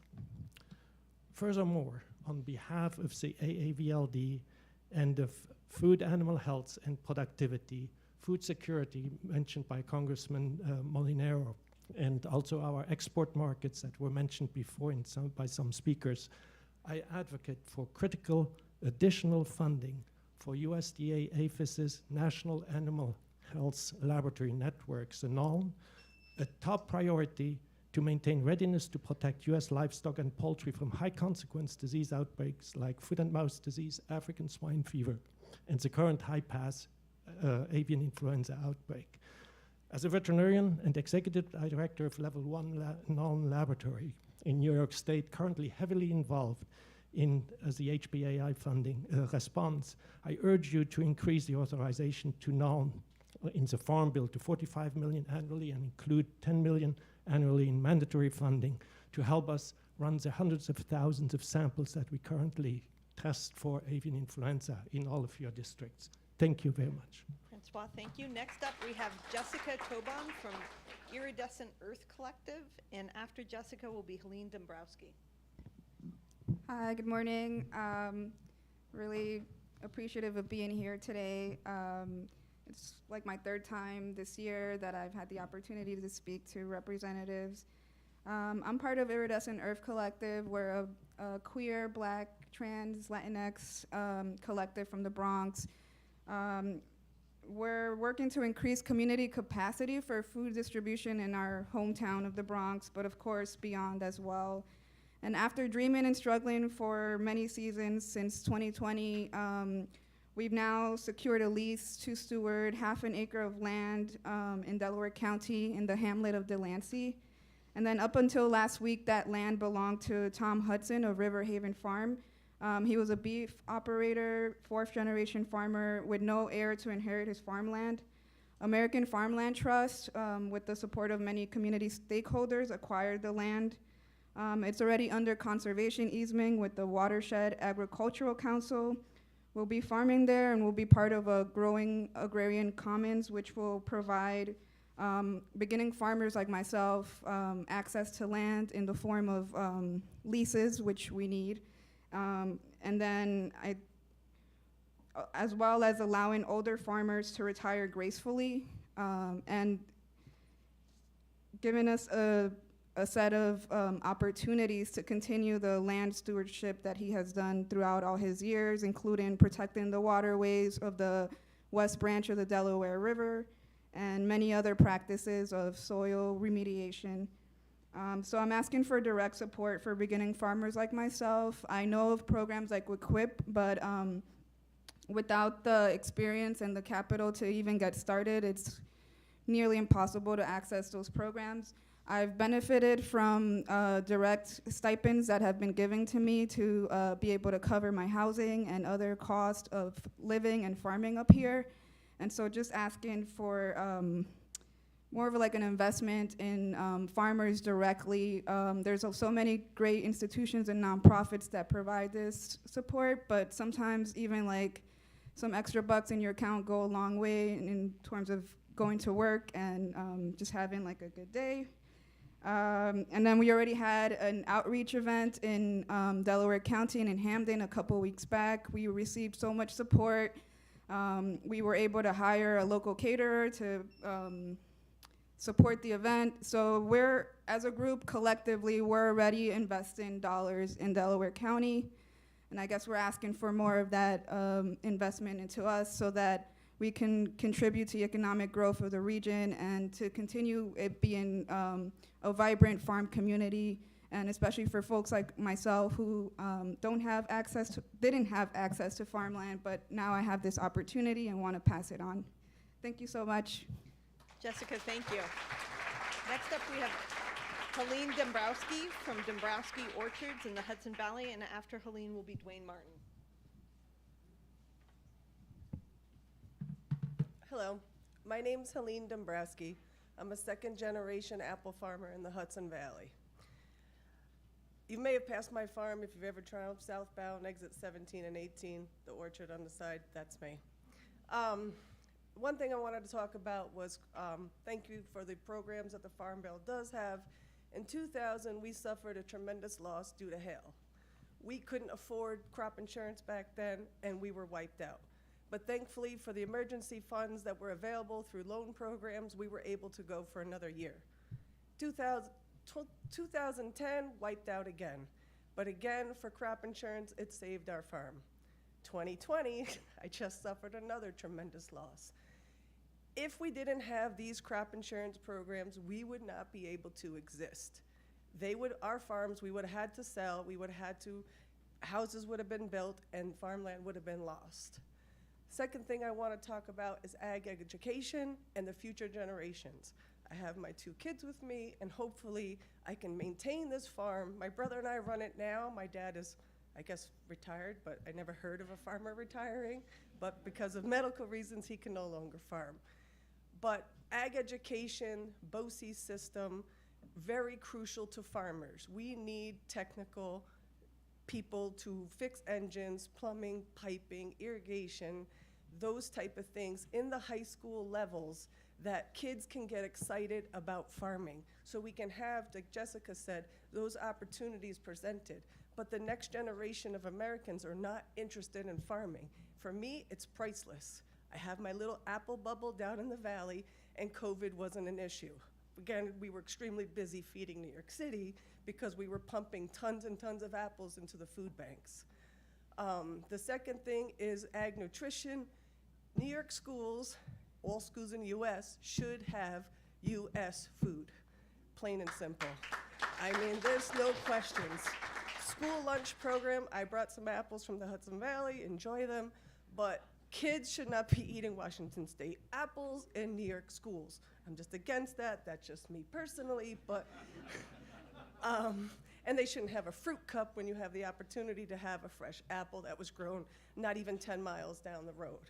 That's all I have to say, but thank you for the programs that do exist to keep us farming, because Mother Nature is our ultimate boss, and if I could have a one-on-one with her, I would, but her and I have been fighting lately, so hopefully for the next 10 years, we're on good level playing field. Thank you.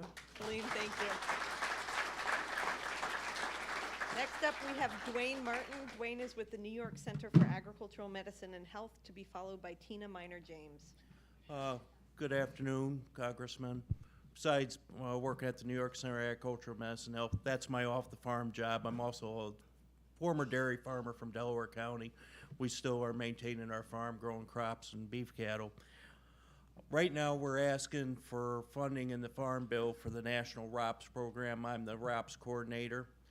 We're asking for $750,000. There's no federal funding for the program.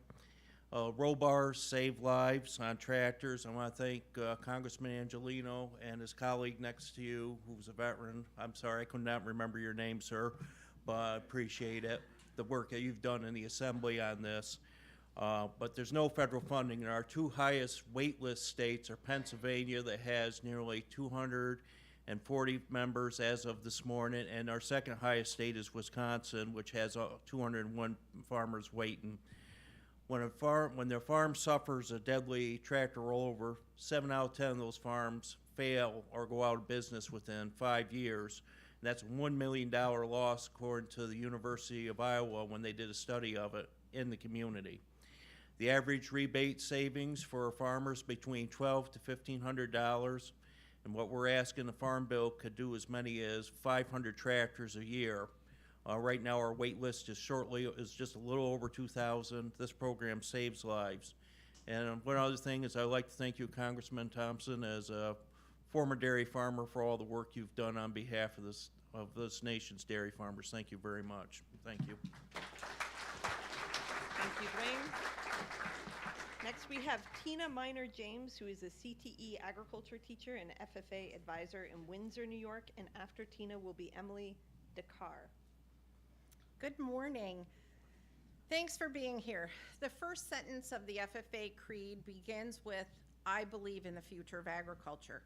As a diversified farmer, major livestock farmer, and an FFA alumni, along with being an ag teacher, I do believe in the future. The Windsor FFA chapter was rechartered in 2018 and has a membership of 151 members in high school and middle school, all of who believe in that future.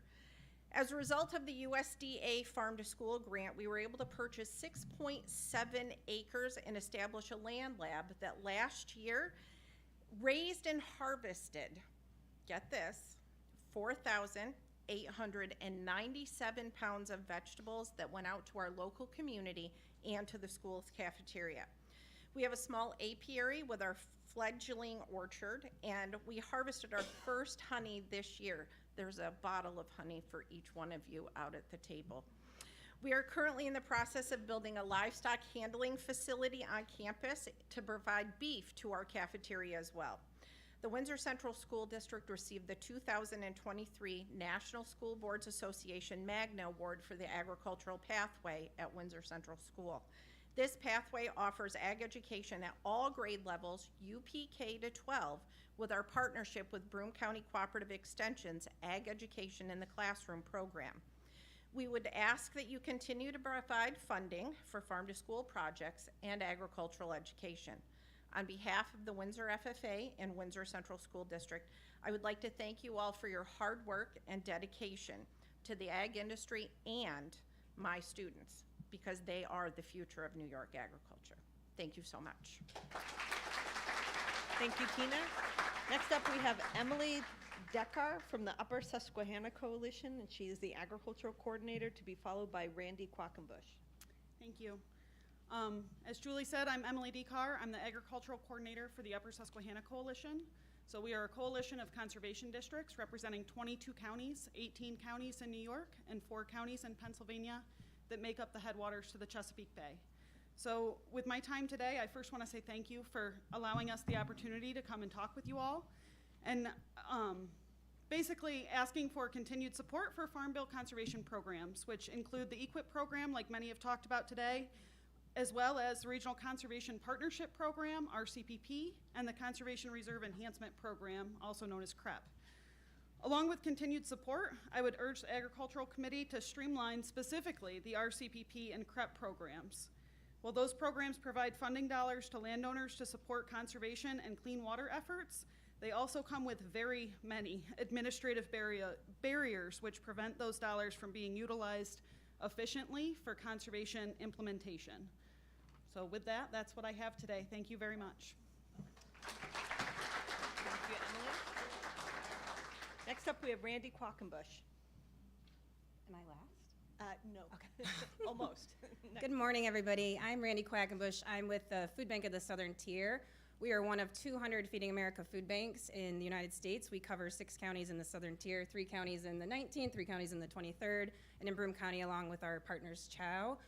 Today, I really want to focus more on the nutrition title of the Farm Bill, which is the largest section of the Farm Bill in terms of funding, and building on the comments from Sherry.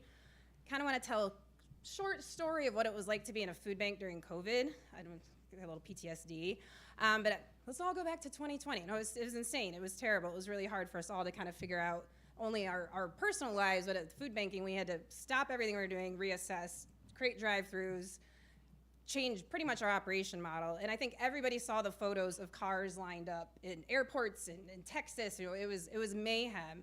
And then something really magical happened, is that the government stepped in and actually started providing direct supports to people. They were supporting food banks, but they were providing direct supports to people in terms of extra SNAP, expanded Medicaid, child nutrition tax credits, school meals. All of this was going on.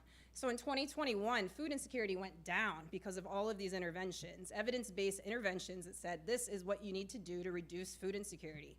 However, one by one, all of those programs are going away. We are on the tip of a hunger cliff. We just lost SNAP emergency allotments in New York State in February. $280 million is leaving our economy every month. Food banks cannot fill this gap. At the same time, the Emergency Food Assistance Program, the TFAP program, excuse me, we had 30% less TFAP product at food banks last year. So SNAP's getting cut.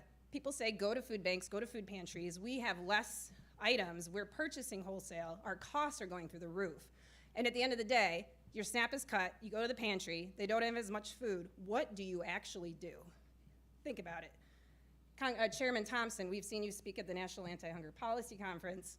He has said if you're not at the table, you're on the menu. I don't know if anybody here is participating in SNAP today, but I really want to speak for all those folks. I have a story from a grandma who has custody of her grandson. Her SNAP went from $431 a month to $70 a month. She was getting $96 a month before COVID, but her Social Security went up, so her SNAP went down. And she said, I had just gotten used to eating. This is the United States. This is a travesty that people are stuck in these situations. And as we go through the Farm Bill negotiations, it's not ag versus nutrition. This is united. SNAP is every dollar in SNAP is $1.50 spent in a local grocery store. If we're losing billions of dollars in SNAP over the next year, it's going to impact our New York State economy. So we just urge you through this process to not make decisions on the back of the most vulnerable people who they're not here today to advocate for themselves. We really prioritize hearing from those most impacted. I'm sorry we didn't have someone who's on SNAP to come speak today, so I'm doing my best to speak for them. Thank you. Thank you, Randy. Next up, we have Susan Ruff, Advocacy Director of STIC. Susan? And after Susan, we'll have Kathy Arnold. Is Susan here? Susan Ruff? R-U-F-F? Okay.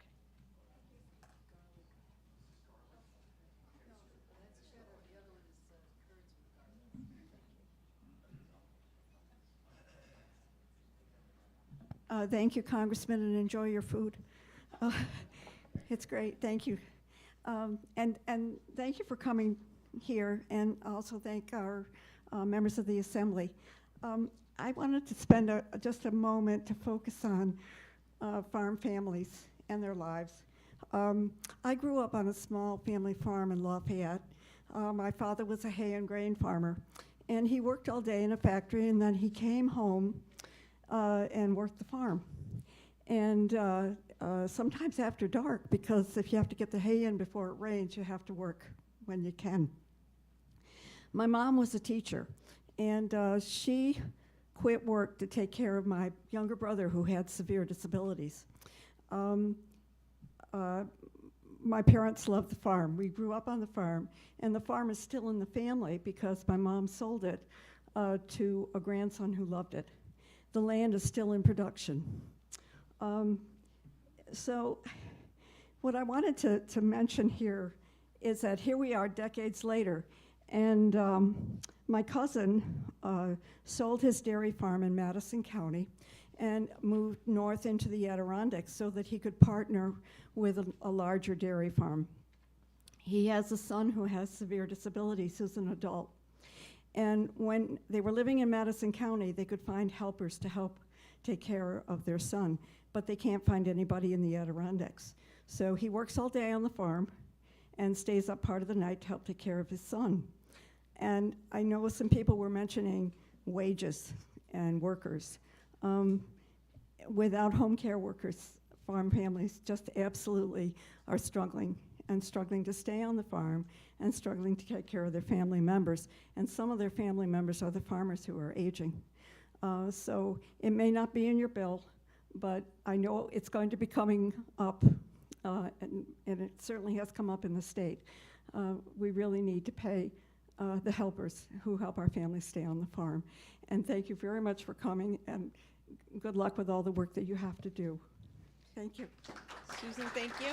Next up, we have Kathy Arnold, representing the Northeast Organic Dairy Producers Alliance. Kathy will be followed by Leanna Hoods. Chairman Thompson, thank you so much for all your work getting healthy whole milk back in schools. And Representative Molinaro, I hope to see you at my son, my organic dairy farm in Truxton as your staff is working on setting up a tour. And greetings to other committee members. A large share of organic dairy family farms in the U.S. are in crisis because of increased consolidation and inconsistent enforcement of organic regulations has led to an oversupply of organic milk and a low pay price. Organic feed grains have doubled or more in price due to unstable international market forces, including the war in Ukraine, plus last year's high energy costs. Just as an example, Vermont has figured out since 2016 they've lost 35% of their organic family dairy farms. I've been meeting with the Organic Farmers Association, a national organization, and with organic dairy producers from around the country to agree on policies that will help keep organic dairy farms in business.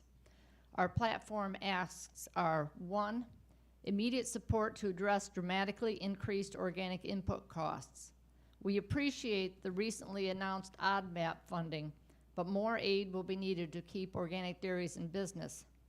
Estimates are that the ODMAP payments for a 50-cow herd will only be 3.14% of their gross income.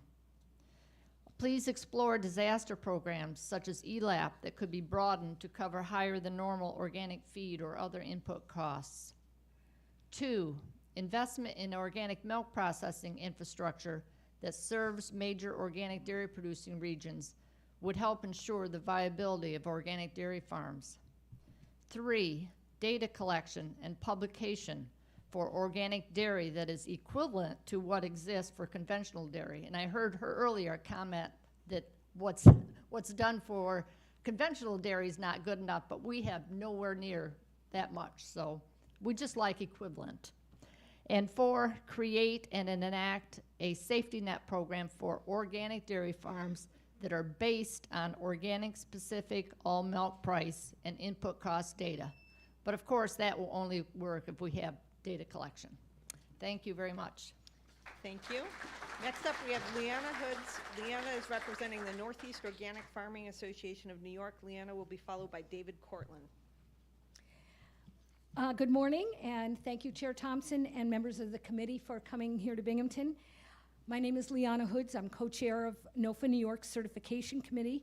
NOFA New York is the largest organic certifier in New York State, and we've been certifying since the mid-1980s. Well before the 1990 federal organic law. And welcome, because this is our offices are here in this building as well.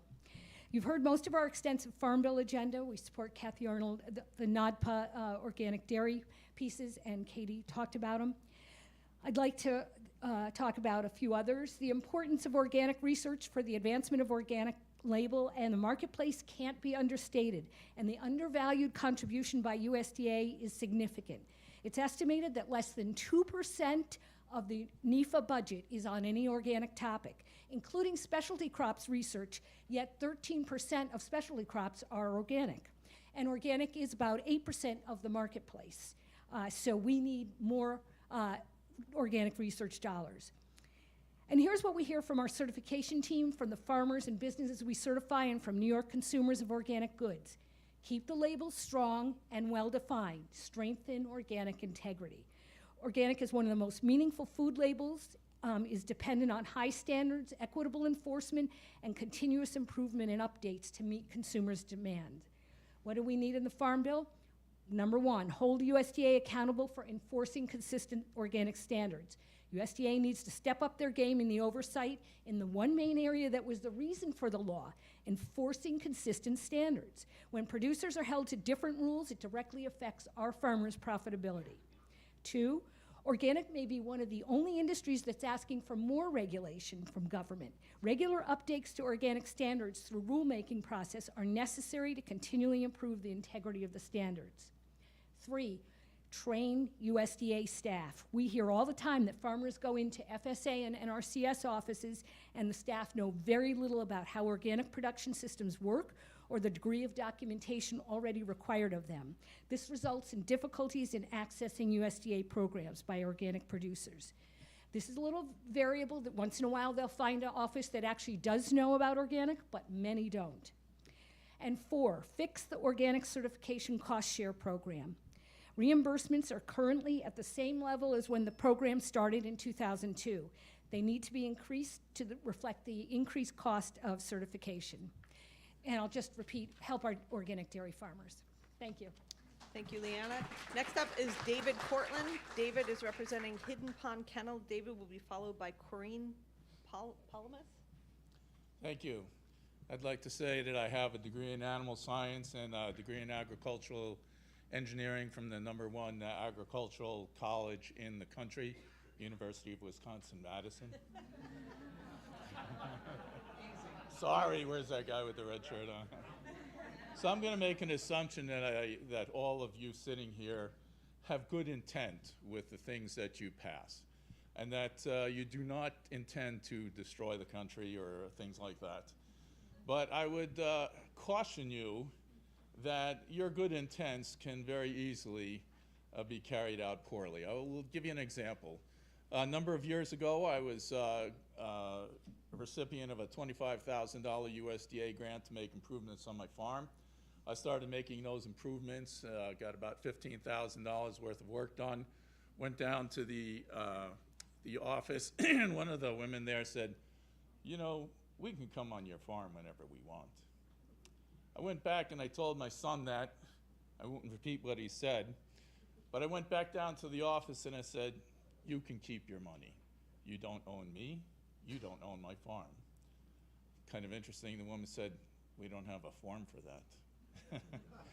I said, I don't care, that's your problem. So I left $25,000 sitting on the table because I'd rather have my freedom than your money. The problem with government is that you have good intentions, you pass a law, and then it goes on to bureaucrats. And there's plenty of illustrations, and I'll give you the one. There was a country just recently that, in the name of climate change, banned fertilizers from their entire country. Their country starved. Things that you do affect people on the farm, and you as bureaucrats don't know how to farm. Now, there may be some of you who are farmers, I understand that, but bureaucrats do not know how to farm. And I would caution you, if you're going to give money, give it relatively open-handed and let the farmer farm. I will take this opportunity for one other thing. I also raise, besides being a sheep farmer, I was a dairy farmer back in happier times. I also raise dogs, and apparently there's some provisions in your bill about governing how many litters I can have a year. You don't know how to raise dogs either. I know how to raise dogs. What's that? Nothing in the bill? Okay, that's what I heard. I'm glad there isn't. I will say one thing. You could govern the 1.2 million dogs that we import a year. That would be a good idea. All right, David, thank you. So we are closing in. I will say Corinne Palamas is our second to last speaker after Corinne, who is also our second Pennsylvanian. We will have David Fisher to close.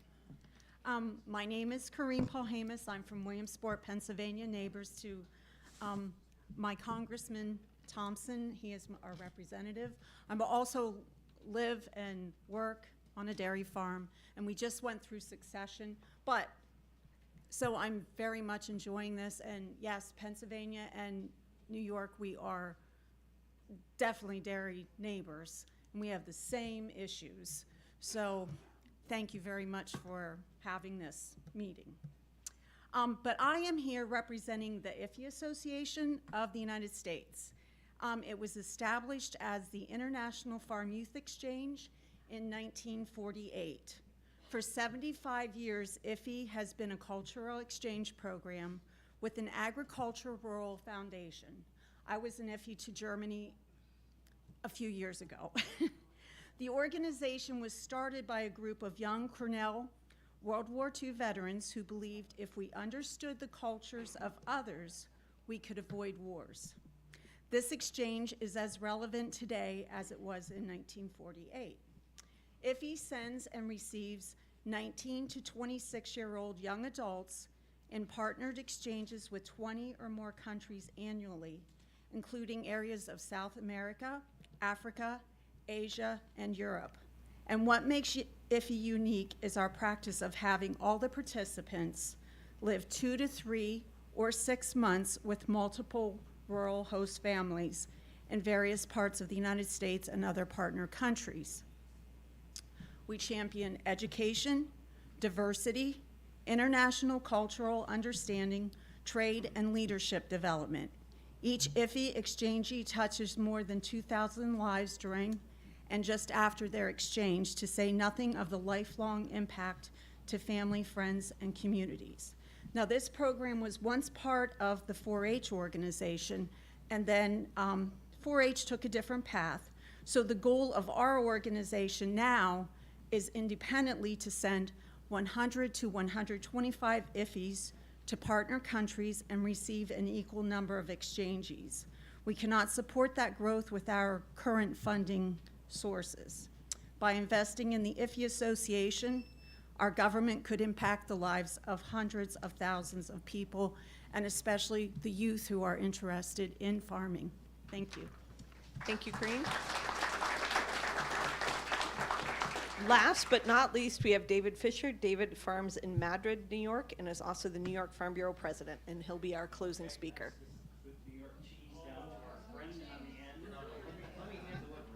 I have to say that's produced in the Cornell Dairy Pilot Plant, so it's extra New York. I see he was enjoying the New York cheese, so we want to make sure he has a little bit to take with him.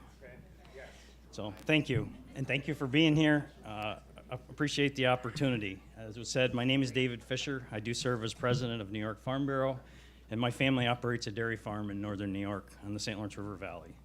I have the pleasure to represent over 30,000 farmers across New York State. And New York truly is unique in the nature of our ag products and the diversity of crops grown, livestock, dairy, many fruits and vegetables, row crops, and aquaculture, but also the interactions of urban areas of the state, including one of the largest markets in the world, in New York City. The Farm Bill does provide a critical safety net to New York farmers and provides critical resources to ensure the longevity of the agricultural industry. As Congress drafts the 2023 Farm Bill, there are several overarching parameters I'd like to highlight.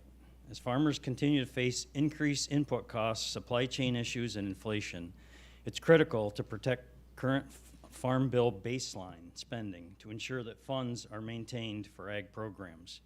Risk management tools, whether for row crop, specialty crop, vegetables, and fruit, and others, are critically important and should be a top funding priority.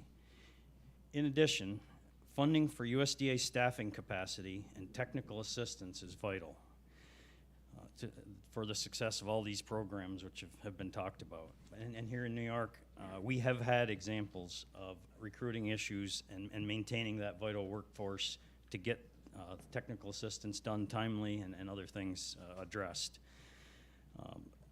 Dairy pricing has been talked about, but I can't go without, as a dairy farmer, mentioning it again. We need to return to the higher of on the Class 3 and Class 4 as soon as possible. It was done in the last Farm Bill, and I'm not confident that USDA will get it done quick enough. The hearing process needs to be held because we do need to find a better option, but until we find one through that process, we need to fix that. Voluntary conservation programs are essential to assisting farmers to implement conservation plans on their farm to not only protect environmental resources, but also ensure the viability of the farm operation. Environmental Quality Incentive Program, or EQIP, has been referred to several times, and it's crucially important. There's over 26,000 acres in New York have been affected by this program. In addition, the conservation title provides funds for continued conservation program investment, farmland protection, and regional watershed program investments. Farmers are also committed to working with Congress to address the climate change initiatives in the Farm Bill that will support farmers through voluntary climate-focused conservation practice adoption. New York, as I said earlier, is one of the most diverse states in our varied production, specialty crops and other things. Risk management tools like whole farm revenue protection, as well as NAP, remain a primary option for these growers. We ask that the whole farm program remain a pilot program, and that coverage for NAP be expanded to provide better coverage for those producers. Funding for research and marketing specialty crops is also imperative to the success of our producers. Increased funding for the specialty crop block grant and extension services help our farmers manage disease, pest infestations, and develop and grow varieties suited to our growing conditions in the Northeast and allow our farmers to remain competitive. In summary, I just want to share a few others that have been spoken to me about, including continued funding for ag research and education, resources for organic production, trade programs that increase marketing of U.S. ag programs, credit and loan programs that keep pace with current farmland prices, support and assistance for new, beginning, and urban farmers, as well as ensuring rural development programs, including broadband access, meet the needs of rural communities. I want to thank you again, and I just want to reiterate what the chairman said at the beginning. We really appreciate the fact that this, your commitment to making this a bipartisan effort, and we need to remember every day the privileges that the Farm Bill gives those of you who eat 3 times a day. So, thank you.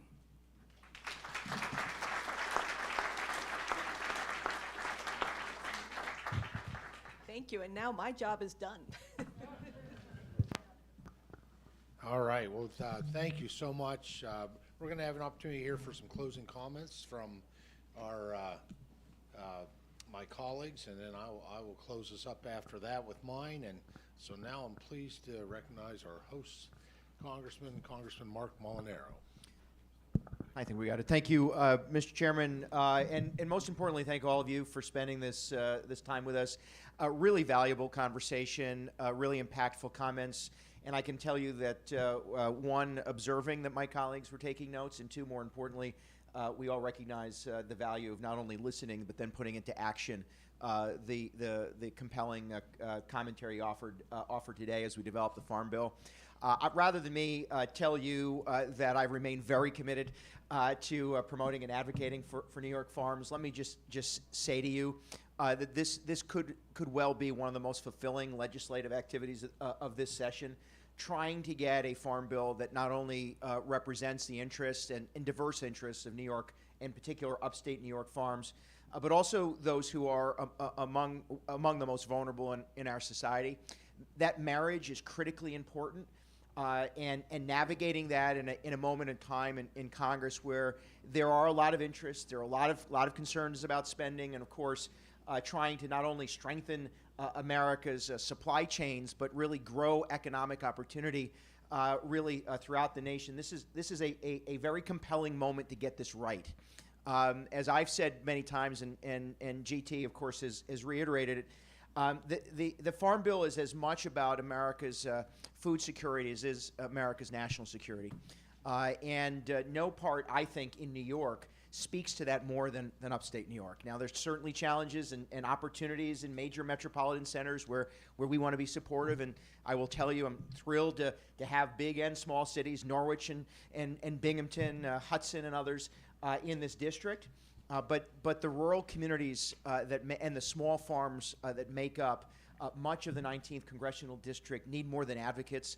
They need good programs that work. We need well-trained staff. We need the research that Cornell and others apply to agriculture and farming. And yes, those who struggle the hardest need to know that they have the support not only of SNAP, but of other wraparound services, which, by the way, I was very happy to hear at least one of us speak to the real challenges facing families with loved ones with intellectual, physical, and developmental disabilities. I won't go on to say other than that obviously has been a major concern and an area of great passion for me personally as the father of a child with a disability. But knowing the fact that we live in a place where there are far too many deserts, food deserts, banking deserts, access to capital deserts, healthcare deserts, mental health deserts, and knowing that those challenges exist, I just want you to know that I'm taking today and all of the conversations we've had, whether I visited with you or some of you in my office and wandering into Washington, D.C., or here in Binghamton, we're taking your words, your advice, your counsel, whether, I always say to folks, I don't need to know if you voted for me or not. I don't need to know what your party affiliation is. We just, in my office, our job is to ask, how can we help? And you've given us some ammunition and some weapons to go back to the committee and certainly to Congress to advocate on behalf of upstate New York farmers and those in our community that are really invested in our quality of life and securing really a prosperous future for everyone, regardless of income or background. Take it very seriously. I'm very grateful for all of you being here. And most notably, I do want to acknowledge Chairman Thompson for his willingness very early on to commit to this listening session here in New York. Very, very important. And we look forward to cooperating, collaborating, and working with all of you. And I just would leave you with something I've told many people who have come to our hearings and our public town hall meetings. It's okay to express your opinion. It is okay that we don't always agree on everything. In fact, we will never always agree on everything. But it is equally okay that you agitate, irritate, and advocate on behalf of the things you care passionately about. That's how, even as one gentleman pointed out, even us bureaucrats and we politicians, it's the only way we get it right. And I'm grateful that you would spend the time with us this morning. Thanks very much. Mark, thanks so much. Thanks for your hospitality here. And now please recognize another great member of the Agriculture Committee, also from New York, Congressman Nick Langworthy. Yield for whatever closing comments. Thank you so much, Chairman Thompson. And I really want to salute Chairman Thompson for having these sessions all over the country. As he said, 40 states. And this is so important that we sit and listen to the people that are doing the job every single day. This is such an important industry to this state, and having two New Yorkers on the committee for this important Farm Bill year, I think, is going to very much help New York's agricultural needs. But listening, having politicians in the room and listening to people rather than us talking, I think is the most important thing we could accomplish here today. And I want to thank all of you for taking time out of your schedules to be here. Give yourselves a round of applause. Thank you very much. And this, I must say, I serve on some very contentious committees in Congress. I do want to also salute the chairman for the collegial, bipartisan environment that the Agriculture Committee has put forward. I mean, we were the last committee to formally constitute, and you know, I go from maybe a meeting on House oversight over to the House meeting on agriculture, and it's like two different worlds in Congress. We are working together with our colleagues on both sides of the aisle to get good, sound agricultural policy, nutrition policy in place for the American people. And that's what's most important. But I'm so thrilled to have Congressman Van Orten here in New York. So, you know, he's only been to New York City before. So this is his first time to see real New York in its full splendor. And I'm honored to represent the other half of the Southern Tier and Western New York in Congress. And we have so many, you know, important family farms. You know, I grew up among dairy farmers, our specialty crops. I mean, in agritourism, we have so much on the line in this bill, and listening to your input is going to be extremely helpful. I'm very much looking forward to hosting one of these listening sessions in my district very soon as well. So thank you very much, and God bless you all, and travel safe. All right, now I'm pleased to recognize another great member of the Agriculture Committee and a gentleman that is formally on record as enjoying New York cheese, Congressman Write Derek that Van down. Orden. Thank you very much for having me. I'll tell you what, this cheese is excellent. And, you know, the United States Championship Cheese Contest just happened in Green Bay. You got this? And a creamery from your district, Nick, Cabot, took third in the cheddar aged 1 to 2 years. But as Chairman Thompson said, we're not going to get into debate about who does better cheese. I won't mention who came in first and second in that category. Mic drop. I want to tell you a little bit about my background because Mark and I have a lot in common. I was raised in abject rural poverty by a single mother, and we utilized these programs.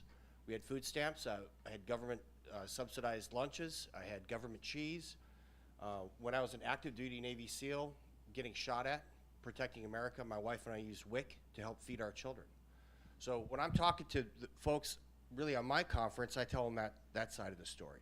When I talk to the folks on the other side, Although oftentimes I have to say that, yeah, there are some abuse in these programs. But I'm a member of Congress because of these programs.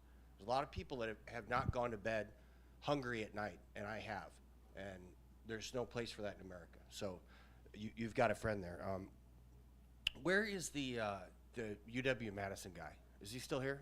Okay, I appreciate your hostility towards the federal government. I'm with you. If the waters of the United States rules go through that President Biden he vetoed, 85% of my district will be subject to no notice inspection by the federal government, and that's unacceptable. The woman that mentioned the milk comes from a mammal, raise your hand, please. Okay, I introduced the Dairy Pride Act into Congress. Milk comes from a mammal. We're going to hold them accountable, and that's going to be with Tammy Baldwin, also from the state of Wisconsin. She's in the Senate, so we're working on that. We're talking about the trade stuff. GT, we're trying to get the Biden administration to engage in trade again, because we have to be able to do this. And this is a bipartisan effort from the legislative branch to the executive branch to let's get us involved across the world exporting our stuff. And has anybody heard of Organic Valley? Okay, Organic Valley started in my district. I was there 3 days ago with those folks. So the organic part of farming is fantastic, but we have to understand something. I'm all of the above for energy. I'm also the all of the above for agriculture. So we need conventional agriculture, and we also need organic agriculture. We got to have both sides of the house, and it's very important that we work together. Again, I'm so thankful that GT allowed me to be on this committee and with these guys, and I want you to be confident that this committee, the Agriculture Committee, is a bipartisan effort to make sure that we can feed our country, because food security truly is national security. And when people are griping about this farm bill, you think about in context, how much money do we give to Northrop Grumman and Honeywell and Boeing and all these things to provide hard military items to protect our nation? It's billions and billions of dollars, right? But Napoleon Bonaparte was famous for saying an army travels on their stomach. So when I say food security is national security, I mean it. If the agriculture industry in the United States of America fails, we will fail as a nation, and that's unacceptable. So we're going to do everything we can under Chairman Thompson's leadership to make sure we can get this farm bill passed on time. And again, your cheese is excellent. So God bless you guys all.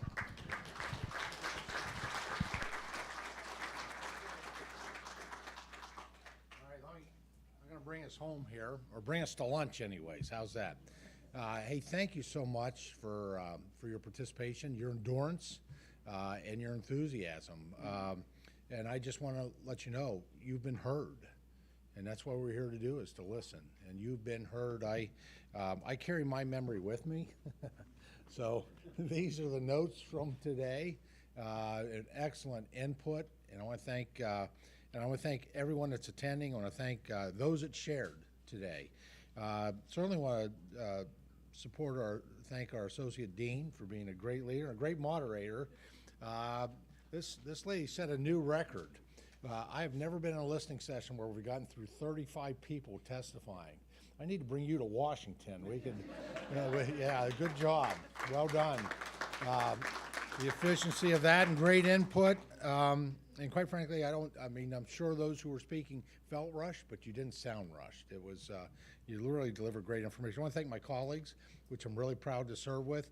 And even more importantly, I want to thank all of our staff, the people that work on in our personal offices and with the Agriculture Committee. They were the ones that really came together to help to make this happen. And I would be remiss if I didn't say thank you to the Cornell Cooperative Extension. This is a pretty cool. I got a good tour of this place looking for a parking place. And it was really cool. Every time I turned a corner, there was something new, unique, and innovative that was on this campus, this site.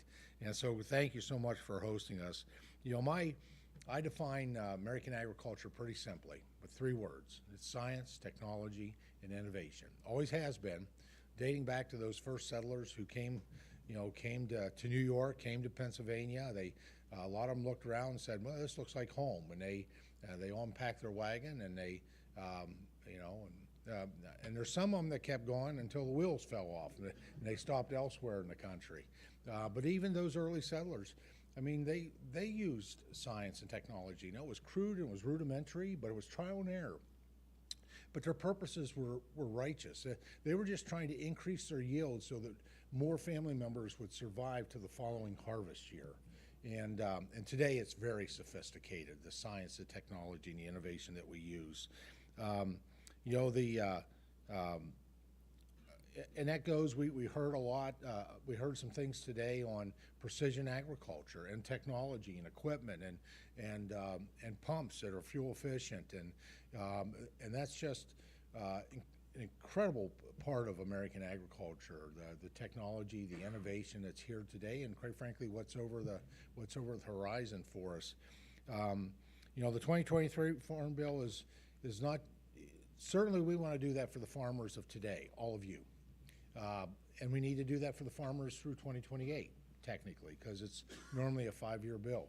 But we want to build a platform for the farm of the future, you know, so that we're at a place that to be able to serve what's over the horizon. And I'm sure it's, in the agriculture space, there's things we can't even imagine today but we need to be able to be in a position to take us there. And that's the goal of this Farm Bill. Dairy, thanks to all of our dairy farmers. When I usually just introduce myself, I tell people in my veins flows milk with sawdust in it. I'm from a long line of dairy farmers. Now, my hometown, they were all taken by eminent domain for a flood control project when I was a small child. But dairy is, it really is our #1 commodity. I think here in New York, I know it is in Pennsylvania, and it's been under pressure. It's been under attack for various reasons. And I wish I could tell you that whole milk for healthy kids was in the Agriculture Committee. It's not. We'd have had it done by now. It's in the Education Workforce Committee, where I'm a senior member, and we're going to get it done this year, at least out of the committee and out of the House. We'll see what the Senate does from there. But that's an important bill, and we've got some work we need to do. I'm counting on, you know, from the industry, we hear about, in terms of the federal milk marketing orders, there's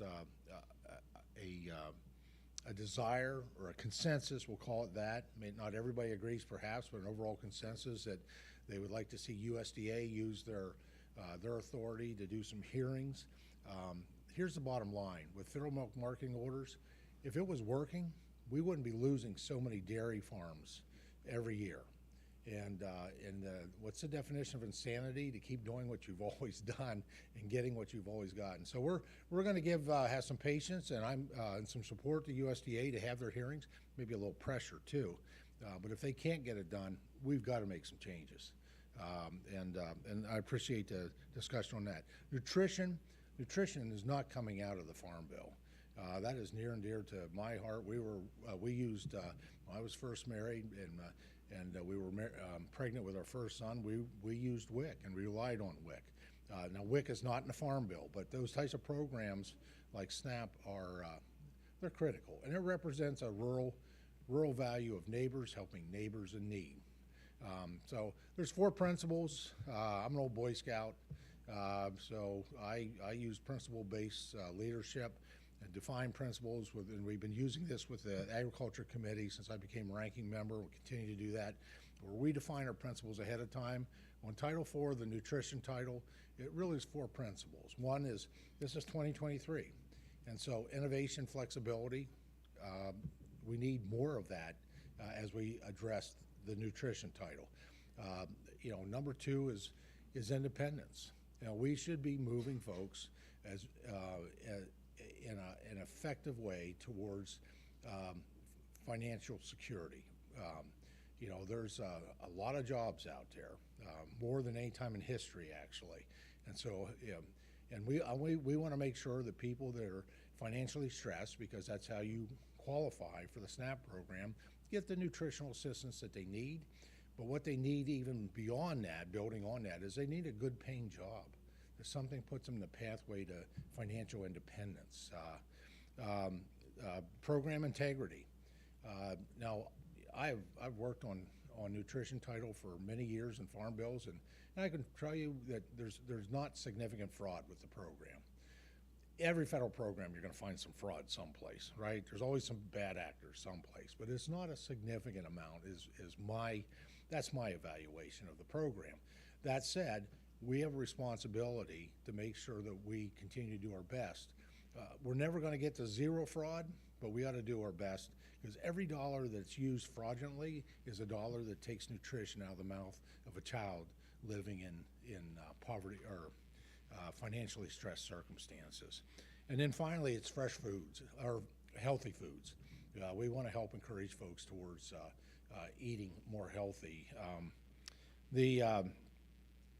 Just wanted to share with you on the labor front, that is not within our jurisdiction, but we have a key interest in that. And sometime here in maybe, I'm hoping later in April, I'll be announcing that under the rules of the House, we have 6 subcommittees and will be able to do a task force, and they'll be announcing a task force specifically on agriculture labor in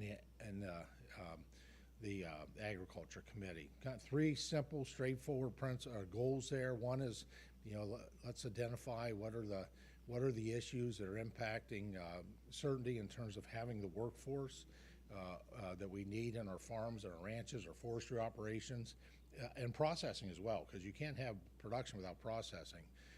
What are the second goal is really is looking at what are the implications for food insecurity, and then finally, what are some things to mediate that, in terms up to and including, proposal hopefully on some language that we can all coalesce around to address that potential food insecurity without that workforce. There's a lot of things I could focus on, the importance of things that we've heard today. I'm just kind of water skiing over the things we've heard, the future of agriculture. We have, for at least two farm bills, really been investing significant dollars and efforts into new, young, and beginning farmers. We need to continue to do that. I think we're in an incredible time to attract. It's been difficult to attract people into farming that didn't grow up in farming, but I think with the recognition and the visibility of science, technology, and innovation, I think it's easier. We just need to tell the story and tell the story better. I'd be remiss. I always like to say thank you to our farmers. Many times you all have been running around, and there are folks, when it comes to the issue of climate, that only use political science. And if we use real science, there shouldn't be a bullseye on your back that says climate criminal. There should be a huge sign, though, that says climate hero. When you look at the data that's out there, the American farmer, rancher, and forester, now it's under the title and research of Natural Land Solutions.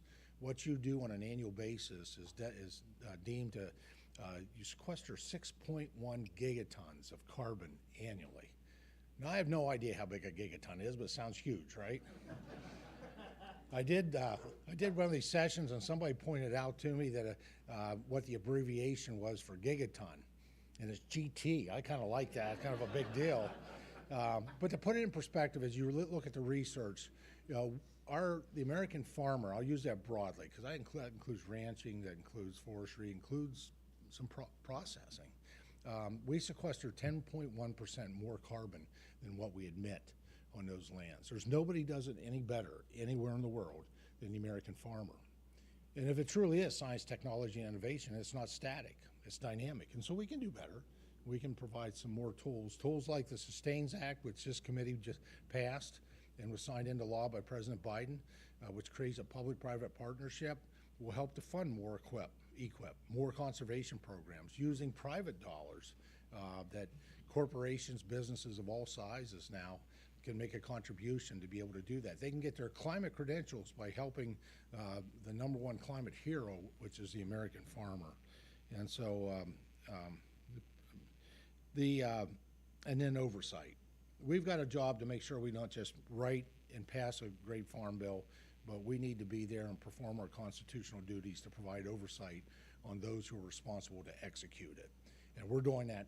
We just had the secretary before us 2 weeks ago, and we're going to do that each and every week as we go forward, because that is something that we have a responsibility to make sure that those are executing, get it according to the intent of Congress and what we put forward. Yeah, thank you for all that we've heard from, and I'd really like to hear from all of you. So once again, if you scan that QR code on the way out, and present as much in writing as what you would like to, it would be greatly appreciated. Once again, you don't want us writing a farm bill just listening to the voices inside the Beltway of Washington. It would not work out at all in a positive manner. And so we are clearly continuing in that audit and listening mode. But we were going to begin to write this farm bill sometime in the not too distant future. It's going to be a lengthy process, so we're still going to listen while we're in the process of writing. And so your voices are extremely valuable. Thank you for being at the table, and thanks for coming today.